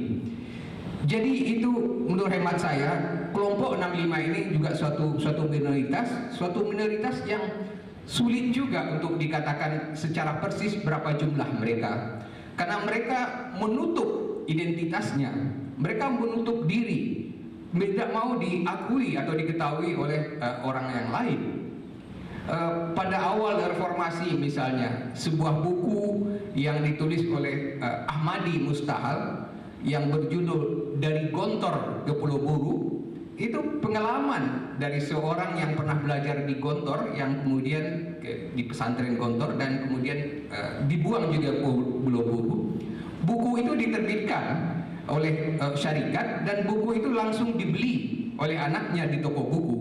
Jadi artinya ada keinginan dari generasi kedua pun juga untuk menyembunyikan identitas mereka gitu, agar tidak terjadi sesuatu yang mungkin merugikan mereka gitu. Saya sendiri juga punya pengalaman pribadi di LIPI ini. Misalnya ada seorang teman yang sama-sama masuk dengan saya di LIPI, seorang profesor riset di bidang ekonomi. Sudah 30 tahun saya kenal, tetapi baru beberapa bulan yang lalu saya tahu bahwa ternyata ayahnya juga dibuang ke Pulau Buru.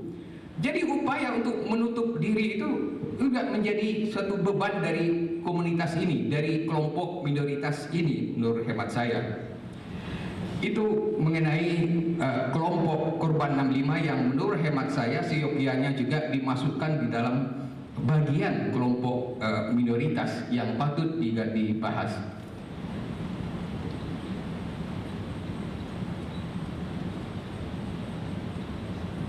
Berikutnya, di dalam buku ini juga dibahas tentang masalah Tionghoa. Saya menyinggung tentang salah satu aspek yang mungkin tidak diuraikan di situ, yaitu mengenai Konghucu, mengenai agama Konfusianisme. Yang menarik itu adalah bahwa Konghucu itu dilarang pada masa Orde Baru sejak tahun 70. Nah, kemudian pada era reformasi, Konghucu ini dihidupkan kembali, diakui sebagai satu dari 6 agama yang diakui oleh negara.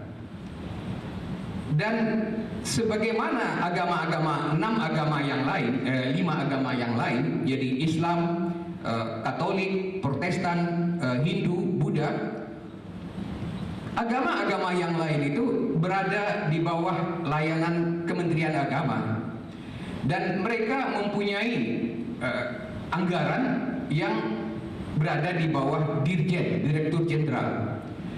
Presiden SBY ketika di dalam sebuah pidato Imleknya mengatakan bahwa Konghucu itu sama dengan agama yang lain, bahwa karena itu juga layak menjadi semacam Direktur Jenderal di Kementerian Agama. Tapi persoalannya adalah sensus tahun 2010. Sensus tahun 2010 itu mencatat orang yang beragama Konghucu di Indonesia jumlahnya hanya 117.000 orang. 117.000 orang. Nah, kalau kita berbicara tentang dirjen, tentu kita berbicara tentang anggaran. Anggaran Dirjen Agama Islam, Katolik dan lain-lainnya tentu akan sangat besar. Sedangkan kalau Konghucu itu dijadikan dirjen, yang diurus itu kan cuma 100.000 orang. Jadi oleh sebab itu mereka tidak melakukan apa yang diperintahkan oleh SBY. Dengan pertimbangan tadi, ini sensus mengatakan jumlah mereka hanya 100.000 orang. Kenapa harus di anggarannya anggaran sebuah Direktur Jenderal? Nah, kita menunggu sensus tahun 2020. Jadi tahun depan kita ingin mengetahui berapa jumlah penganut agama Konghucu itu tahun depan, bertambah atau tetap seperti itu. Nah, pertanyaannya yang lebih serius sebetulnya, untuk sekarang Konghucu itu diurus oleh sebuah pusat yang tingkatnya eselon 2, dirjen itu eselon 1. Nah, untuk menjadi pegawai di sana saja mereka kesulitan untuk mencari orang-orang yang beragama Konghucu gitu. Ada 1 dan 2, karena mereka yang beragama Konghucu itu kan lebih banyak di dalam dunia bisnis. Jadi mereka tidak ada yang jadi misalnya pegawai negeri yang bisa di direktorat atau Direktorat Jenderal Konghucu itu di Kementerian Agama. Jadi pasti orang yang beragama lain dan yang beragama Konghucu hampir-hampir tidak ada. Nah, persoalan yang lain lagi bahwa agama Konghucu ini kan agama yang harus dikembangkan. Mereka mempunyai kitab suci dan ada orang yang harus mengajarkan kitab suci itu. Tapi persoalannya siapa? Siapa yang akan mengajarkan? Karena tidak ada orangnya gitu. Nah, tahun ini sebetulnya Kementerian Agama itu merencanakan mendirikan Sekolah Tinggi Agama Negeri Konghucu. Akan didirikan di Bangka Belitung. Dan mereka sudah menyiapkan anggarannya. Anggaran untuk lahannya sudah ada, anggaran untuk pembangunan Sekolah Tinggi Negeri Agama Konghucu yang tujuannya untuk mencetak para sarjana yang nanti bisa mengajar apakah di sekolah ataupun juga di kelenteng-kelenteng itu tentang Konghucu. Nah, sekarang upaya itu ternyata gagal. Kenapa? Mereka sudah siapkan anggaran dari Departemen Agama, tapi ternyata elit Islam di Bangka Belitung itu menolak Mereka tidak mau di Bangka Belitung itu didirikan sekolah tinggi agama negeri Konghucu. Nah, ini kan menjadi persoalan lagi, sehingga saya berpikir mungkin 10 tahun lagi atau 20 tahun lagi Konghucu itu juga tidak ada di Indonesia, karena tidak ada yang mengajarkannya dan tidak ada yang mempertahankan agama itu. Terakhir, mengenai satu aspek yang lain, ya, tentunya juga dibahas di buku ini tentang perkawinan antar agama yang selalu menjadi masalah di Indonesia gitu. Karena orang Islam laki-laki itu boleh menikah dengan misalnya penganut agama Katolik atau Kristen, tapi yang perempuan itu tidak boleh, dan ada kesulitan untuk itu. Ini persoalan yang menurut hemat saya menjadi hambatan bagi pemahaman antar agama juga gitu.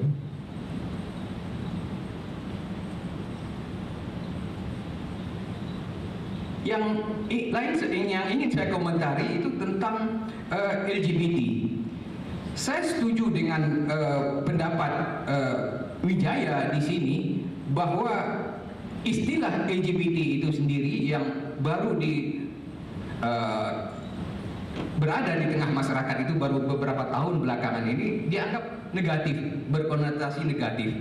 Lalu dia menyarankan istilah itu diganti dengan Sogye. Nah, istilah ini mungkin dianggap lebih umum, tidak menyangkut kelompok-kelompok di dalam yang tergolong di dalam masalah gender dan identitas tadi gitu. Nah, yang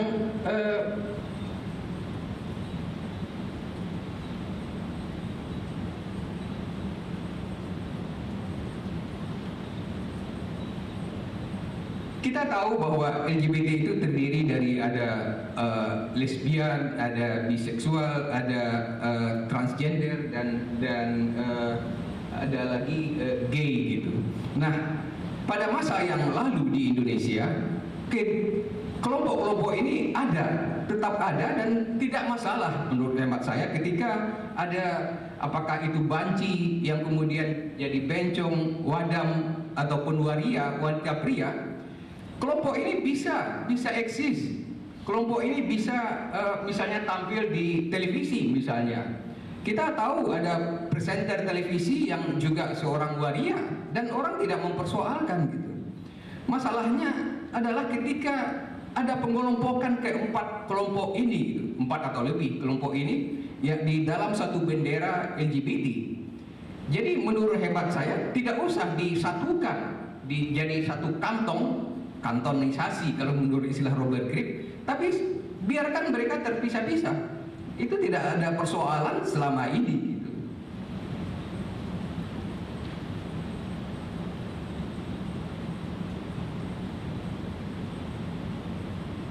Saya ingin menjelaskan bahwa tidak ada persoalan ini dari berbagai kasus yang secara historis itu ada di Indonesia. Ada berbagai kasus yang menyangkut LGBT ini.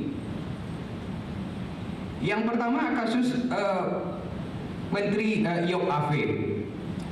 Orang atau masyarakat tahu bahwa dia adalah seorang gay. Tidak ada persoalan, tidak ada yang menuntut dia misalnya tidak menjadi menteri dan lain-lain. Saya pada saat studi di Paris itu pada tahun 84 sampai 90, Yop Ave datang ke sana, waktu itu mungkin menjadi dirjen pariwisata, dan seorang staf kedutaan itu menanyakan, "Bapak kok sendiri saja? Bapak nggak bawa istri?" gitu.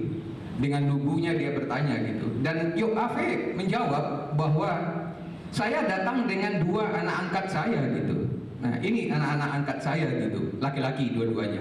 Nah, ini anak angkat tanda petik ini tidak ada orang yang bertanyakan siapa anak angkatnya dan lain-lain gitu. Dan persoalan itu tidak muncul dan tidak ada yang memprotes juga. Dan Soeharto ataupun istrinya tahu bahwa Yop Ave itu seorang gay, tapi kan tetap diangkat menjadi menteri. Tidak ada permasalahan mengenai itu.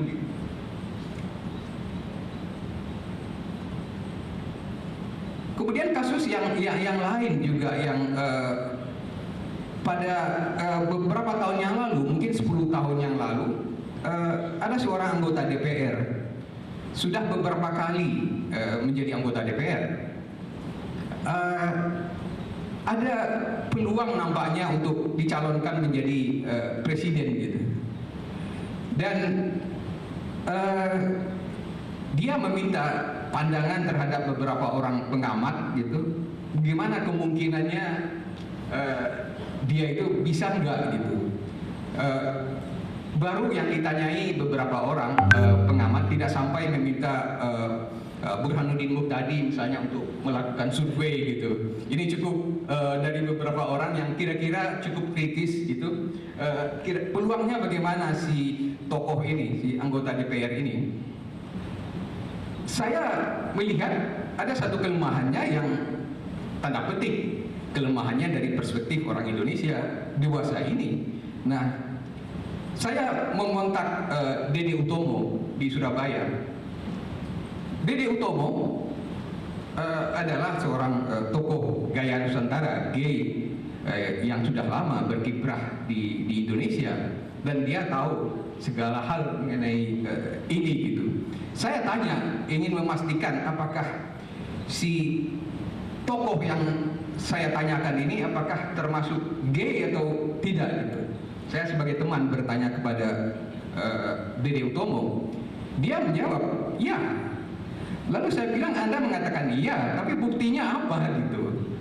Nah, ya buktinya dia datang ke tempat saya, dia minta dicarikan juga teman gay untuk semalam gitu. Nah, jadi saya Dede Utomo tidak bohong kepada saya gitu, bahwa ini tokoh ini memang seorang gay gitu. Nah, ketika memberikan jawaban, saya mengatakan tidak menyebut itu, tapi saya menyampaikan ada hal-hal yang menyebabkan mungkin dia tidak usahlah mencalonkan sebagai wakil presiden atau semacamnya. Sangat sulit bagi orang Indonesia untuk menerima sampai saat ini. Jadi gay itu bisa menjadi menteri pada Orde Baru, bisa menjadi anggota parlemen, tapi sangat sulit untuk menjadi presiden misalnya, tidak mungkin nampaknya. Nah, itu yang kasus dari seorang tokoh parlemen tadi.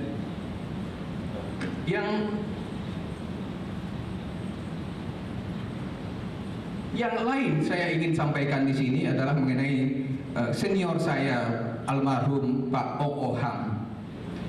Pak Ong Oh Ham di dalam buku yang ditulis waktu beliau meninggal, di situ ada artikel beberapa mengenai Pak Ong dan mengenai beberapa orang yang juga teman gay yang kenal dengan Pak Ong Oh Ham. Dan David Reef, Indonesianis dari Australia, yang sangat konsen untuk menulis biografi tentang Pak Ong Oh Ham. Walaupun sampai sekarang itu belum selesai biografi yang ditulis oleh David Reef itu, menyatakan kepada saya, ada persoalan yang saya hadapi ketika menulis buku ini gitu. Persoalannya adalah Pak Ong Oh Ham sendiri tidak keberatan dan malah dia minta supaya hal ini ditulis. Dia ingin itu diungkapkan. Ini bukan rahasia dia, tetapi ini hal yang juga kalau orang membaca biografinya juga tahu gitu. Tapi persoalannya, kata David Reef, keluarga dari Pak Ong itu menolak gitu. Mereka tidak mau kalau buku ini terbit itu disinggung di dalam buku itu. Nah, David Reef itu bingung gitu. Apa solusinya? Dia tanya kepada saya gitu. Menurut saya itu mudah gitu solusinya gitu. Anda menulis di dalam bahasa Inggris, di dalam bahasa buku yang diterbitkan dalam bahasa Inggris itu Anda tulis apa yang diinginkan Pak Ong itu. Tapi ketika bukunya diterjemahkan ke Indonesia, satu paragraf itu dihilangkan, tidak apa-apa gitu. Jadi solusi win-win solutionnya itu tercapai menurut saya. Sayangnya bukunya belum terbit juga sampai sekarang gitu. Yang lain mengenai tokoh juga yang kalau orang mengatakan bahwa biseksual itu tidak ada di Indonesia, ada di Indonesia gitu, karena ini juga menyangkut tokoh-tokoh nasional di Indonesia gitu. Yang saya sebutkan ini adalah seorang tokoh nasional yang sangat terkenal, sangat besar jasanya bagi pembangunan sebuah kota di Indonesia. Dia mempunyai istri dan mempunyai anak, 2 kalau saya tidak salah anaknya. Dan kemudian setelah istrinya meninggal, dia kawin lagi, menikah lagi, dan punya anak lagi yang masih kecil gitu. Tetapi saya juga tahu dari sebuah sumber yang sangat layak dipercaya, si tokoh ini juga mempunyai pacar, seorang desainer gitu, juga keturunan Tionghoa juga. Nah, jadi hal ini ada di dalam masyarakat kita gitu. Nah, menurut saya solusinya itu adalah dibagi 2 hal gitu. Biarkanlah misalnya transgender atau waria itu tetap hadir di publik. Tidak ada persoalan selama ini. Kita bisa menemui waria ini di salon, kita bisa menemui waria ini misalnya kalau sore hari dia keliling toko-toko menyanyi dan minta sumbangan. Tidak ada persoalan, tidak dipersoalkan oleh masyarakat kita. Tetapi di samping itu, selain dari waria ini, apakah gay, lesbian, biseksual ini, biarkanlah tetap di dunia remang-remang gitu. Jadi tidak ada informasi, ada perkawinan antar gay yang diekspos di koran dan semacamnya. Biarkanlah itu tetap ada, tapi di dunia remang-remang. Terima kasih. Assalamualaikum warahmatullahi wabarakatuh. Yes, thank you, Pak Sri. And then now to Professor Firman, please, time is yours.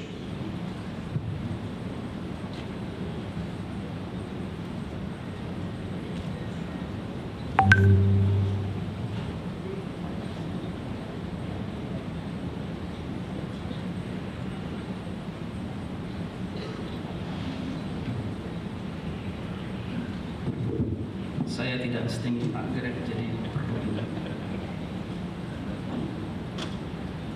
allow me to speak in bahasa Indonesia. Pertama-tama selamat saya ucapkan kepada para editor yang sudah melakukan pekerjaan luar biasa, nyaris sempurna. Saya juga ingin ucapkan apresiasi saya kepada para penulis yang telah mendedikasikan keilmuannya di dalam mengungkap situasi kondisi kalangan minoritas di Indonesia saat ini. Dan bagi saya buku ini menantang 2 hal, yakni menantang komitmen kita untuk menjaga keindonesiaan dan mungkin juga menantang komitmen kita untuk menciptakan demokrasi yang lebih baik. Demokrasi yang tidak saja sebatas prosedural, namun demokrasi yang sudah advance. Saya berkeyakinan bahwa negara-negara demokrasi yang sudah maju mengalami masa-masa suram dan kelam, seperti yang mungkin dialami oleh bangsa kita saat ini. Termasuk misalnya bagaimana korupsi sangat menggejala.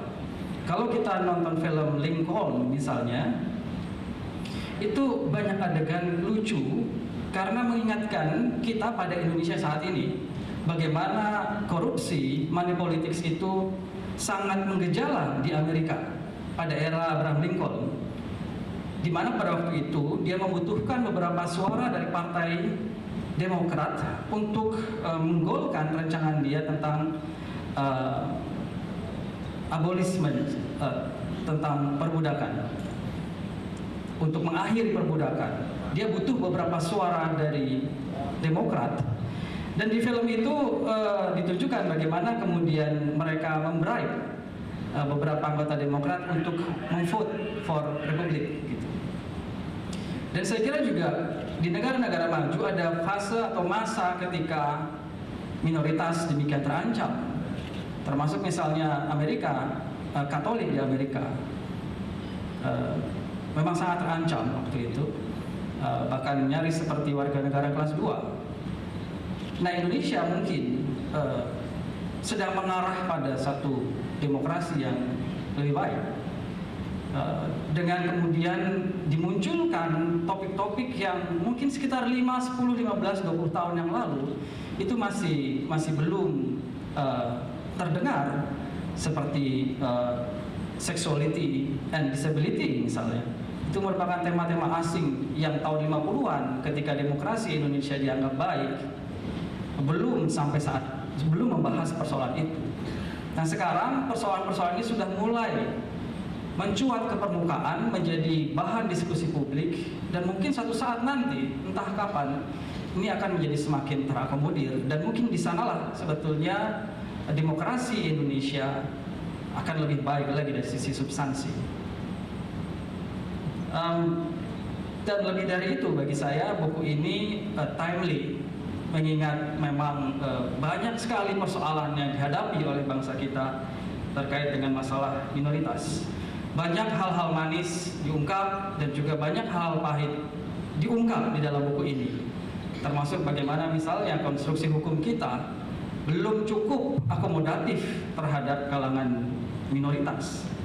Dan yang saya suka dari buku ini, dari bab per babnya itu ada semacam masukan yang sangat baik, kritik yang sangat tajam, yang ditulis juga oleh orang Indonesia, yang memang menginginkan satu kemajuan dari bentuk demokrasi kita saat ini. Demokrasi kita jelas harus naik kelas, dan kalau mau naik kelas, hal-hal seperti ini harus mendapatkan jawaban yang proper. Dan buku ini cukup komprehensif karena mengakui bahwa term minorities itu tidak mudah, dan di sini akhirnya digunakan satu term minorities yang memang mencakup banyak hal, termasuk akhirnya masalah disabilitas, orientasi seksual, dan juga membahas kalangan yang sepertinya belum banyak dibahas, seperti kalangan sindis, dan membahas mulai dari aspek sosial, budaya hingga politik.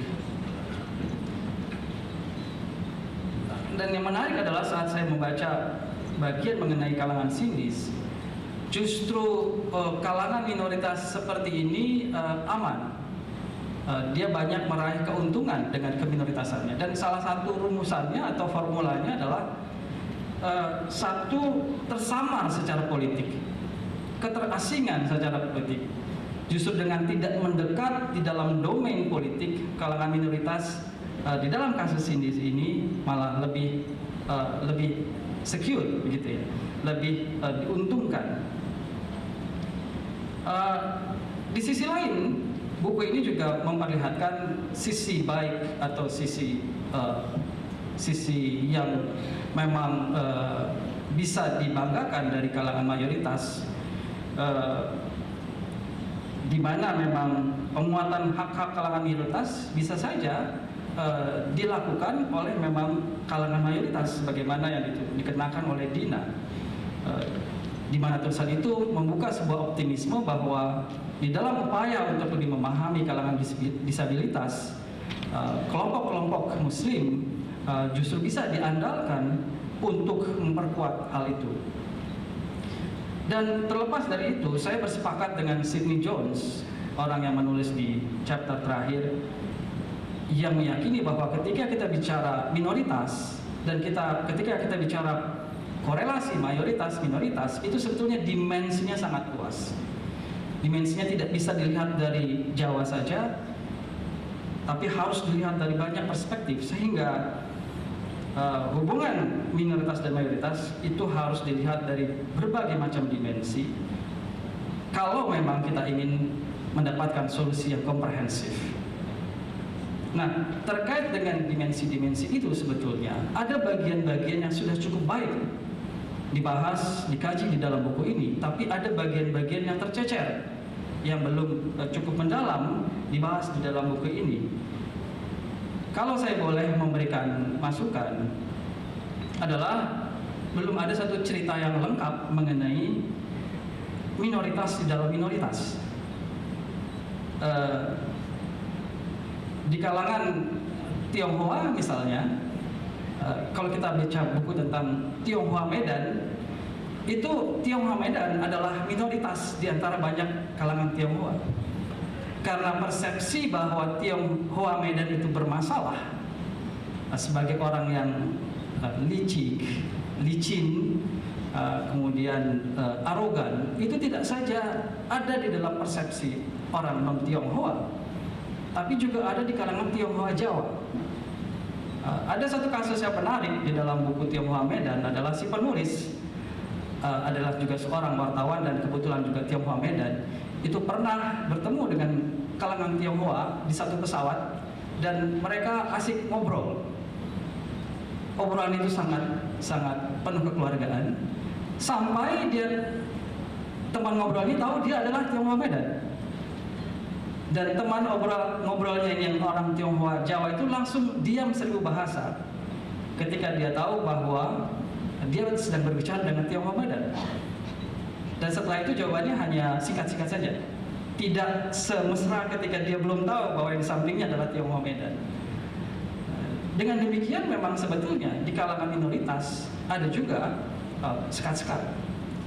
Dan kemarin baru saja dibedah buku yang sangat menarik dari Rao Mozu yang menggambarkan bagaimana setidaknya di tahun-tahun 50-an, 60-an, 70-an itu ada upaya dari Taipei maupun dari RRT untuk memberikan pengaruhnya kepada kalangan Tionghoa di Indonesia, dan itu berdampak juga terhadap polarisasi di kalangan kaum Tionghoa di Indonesia, sehingga muncul istilah Tionghoa pantat merah dan Tionghoa pantat biru. Ang Ka Cui untuk Tionghoa pantat merah dan Lam Ka Cui untuk Tionghoa pantat biru. Pantat merah itu artinya pro Tionghoa dan biru pro Taipei. Dan itu bisa menciptakan segregasi di antara kalangan Tionghoa. Surat kabar yang mereka baca itu berbeda. Kemudian sekolah yang dimasuki oleh anak-anaknya pun berbeda. Sehingga memang ada persaingan di antara kalangan minoritas itu. Nah, hal seperti ini belum banyak diungkap di dalam buku ini, sehingga terkesan minoritas itu adalah kalangan monolitik. Yang kedua adalah bisa jadi dalam satu tempat, satu kurun waktu, minoritas itu menjadi mayoritas. Bagaimana misalnya saat ini Dayak di Kalimantan itu menjadi sangat powerful vis-a-vis kalangan Melayu, sehingga saat ini lambat tapi pasti banyak kepala daerah di wilayah itu yang kemudian di take over oleh Dayak. Dan beberapa kali saya ke wilayah pedalaman Kalimantan sudah mulai terasakan bagaimana hukum adat Dayak itu semakin kuat, semakin bisa menggantikan hukum nasional, dan semakin dalam tanda kutip membuat kalangan Melayu itu menjadi terbatasi ruang geraknya. Karena kalau sedikit-sedikit kena hukum adat, sedikit-sedikit kena hukum adat. Karena di Kalimantan sana mengcross satu tanah atau bahkan memetik satu tanaman itu bisa kena hukum adat. Sayangnya hukum itu tidak disosialisasikan, sehingga tentu saja banyak orang yang tidak paham tentang banyaknya hukum yang berlaku di wilayah sana. Begitu juga bagaimana kalangan minoritas Papua menjadi sangat powerful dan mayoritas di tanah Papua. Saat ini misalnya Otsus jelas-jelas memberikan privilege yang luar biasa terhadap orang Papua, karena hanya orang Papua yang boleh menjadi gubernur, wakil gubernur baik di Papua ataupun sekarang di Papua Barat. Nah, ini sebetulnya relevansi dari pandangan Sidney Jones bahwa minoritas ini memang kompleks.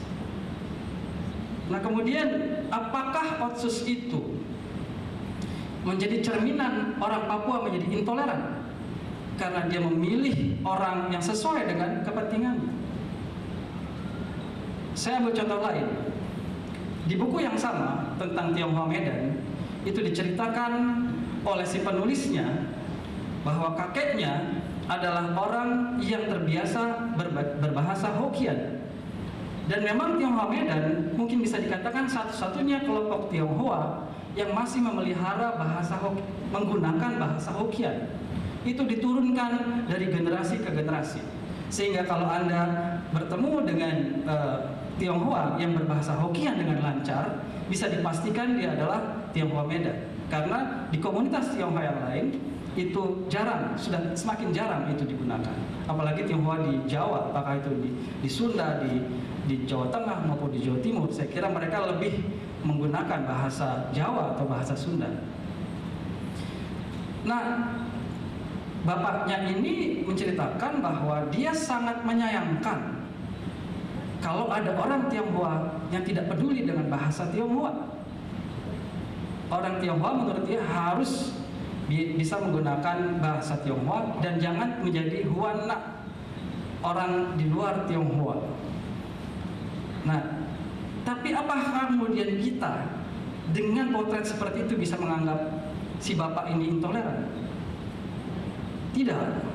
Ternyata ada cerita kelanjutannya bahwa meskipun dia sangat pro dengan bahasa Tionghoa dan mempraktekkan itu daily, dia sangat mencintai bangsa Indonesia. Sehingga dia sangat menyayangkan kalau ada orang Tionghoa yang tidak mau berbaur dengan kalangan pribumi, katakanlah begitu, kalau saya boleh menggunakan istilah pribumi dan non pribumi. Artinya memang ada satu situasi yang memang kalau dipotret secara tidak lengkap, itu bisa membuat tafsiran yang mungkin juga tidak tepat. Gitu. Nah, dengan demikian bisa jadi penafsiran dengan potret yang sepotong itu ada kesan pukul rata. Sehingga pertanyaan seperti yang terjadi di Papua, apakah dengan demikian orang Papua intoleran sama dengan orang Jakarta yang intoleran, itu memang bisa berlaku? Bisa jadi iya. Bisa jadi memang basically mereka intoleran. Tapi bisa juga ini terkait dengan persoalan hak untuk merasa dilindungi, hak untuk merasa lebih nyaman, hak untuk merasa memiliki pimpinan yang bisa sejalan dengan pandangan dan aspirasi dia. Dalam beberapa hal, tentu saja kita menyayangkan apa yang terjadi di Jakarta tahun 2017, namun membayangkan bahwa Jakarta akan tenggelam dalam lautan anti demokrasi juga tidak. Beberapa hari yang lalu baru saja dirilis Indeks Demokrasi Indonesia, and you know what? Indeks demokrasi Jakarta yang paling tinggi, yang paling rendah adalah Papua Barat. Jadi memang membayangkan situasi tertentu di dalam konsentrasi politik bisa jadi menangkap satu potret dari apa yang terjadi di masyarakat itu. Tapi apakah itu suatu gambaran besar yang mencerminkan masyarakat itu sesungguhnya dari masa ke masa? Kita bisa buktikan dalam hal-hal yang lain, ya, dalam persoalan yang lain. Dan di sisi lain, kalau saya juga boleh memberikan masukan, kerangka teori yang juga digunakan sangat baik. Meskipun kemudian ada nuansa monolitik di dalam menseksikan Islam, sehingga Islam yang radikal tidak dianggap kalangan minoritas juga, sehingga Islam dianggap satu kesatuan yang monolitik, yang kemudian dianggap besar dan itulah mayoritas. Dan kalau kita bicara minoritas adalah Ahmadiyah, Syiah dan seterusnya. Tapi jelas apa yang dilakukan Imam Samudra dan Amrozi itu sama juga yang dilakukan Ku Klux Klan di kalangan Protestan di Amerika, minoritas. Oleh karena itu memang mungkin hal seperti ini juga mungkin bisa dihitung. Saya tidak tahu juga ya. Nah, sebagai penutup, terlepas dari itu semua, saya berkeyakinan bahwa buku ini amat layak dibaca bagi para pemerhati kajian Indonesia, terutama mereka yang tertarik pada komitmen bangsa ini untuk tetap menjadi bangsa besar karena pluralismenya. Komitmen juga bangsa ini terhadap kalangan minoritas karena memang sudah merupakan komitmen bangsa ini untuk menjaga keberagaman. Saya masih ingat Parta Masyumi di tahun 50-an melihat Indonesia ini sebagai kurnia ilahi. Jadi di dalam salah satu anggaran tulisan salah satu official dokumen itu disebutkan bahwa Masyumi melihat keragaman bangsa ini sebagai kurnia ilahi. Tulisannya kurnia ilahi. Bisa dibayangkan partai yang seperti Masyumi bisa melihat Indonesia seperti itu. Bagaimana dengan yang lain? Ini berarti sebuah pengakuan bahwa bangsa ini adalah bangsa yang harus menerima kenyataan bahwa terdiri dari banyak suku, ras, agama, dan seterusnya. Juga pada akhirnya kajian ini terkait erat dengan upaya pematangan demokrasi. Saya sepakat 1000% dengan Sidney Jones dalam hal ini bahwa demokrasi ke depan adalah demokrasi yang menghargai ekualitas, bukan demokrasi mentang-mentang, bukan demokrasi mayoritarisme, tapi adalah demokrasi substansial yang diwarnai oleh komitmen persamaan, partisipasi, dan taat hukum. Sebagai kata terakhir, kajian-kajian semacam ini bagi saya merupakan asupan bagi bangsa kita untuk selalu aware terhadap keberadaan dan hak-hak kalangan minoritas. Karena hanya dengan penghargaan dan komitmen itulah kita bisa tetap bangga bahwa kita adalah negara bangsa yang besar, negara Indonesia Raya dengan keragaman di dalamnya. Tanpa kepedulian itu, maka apa yang dibayangkan oleh founding fathers kita, sebuah nation state yang sebesar ini akan sekedar omong kosong belaka. Saya kira demikian, terima kasih.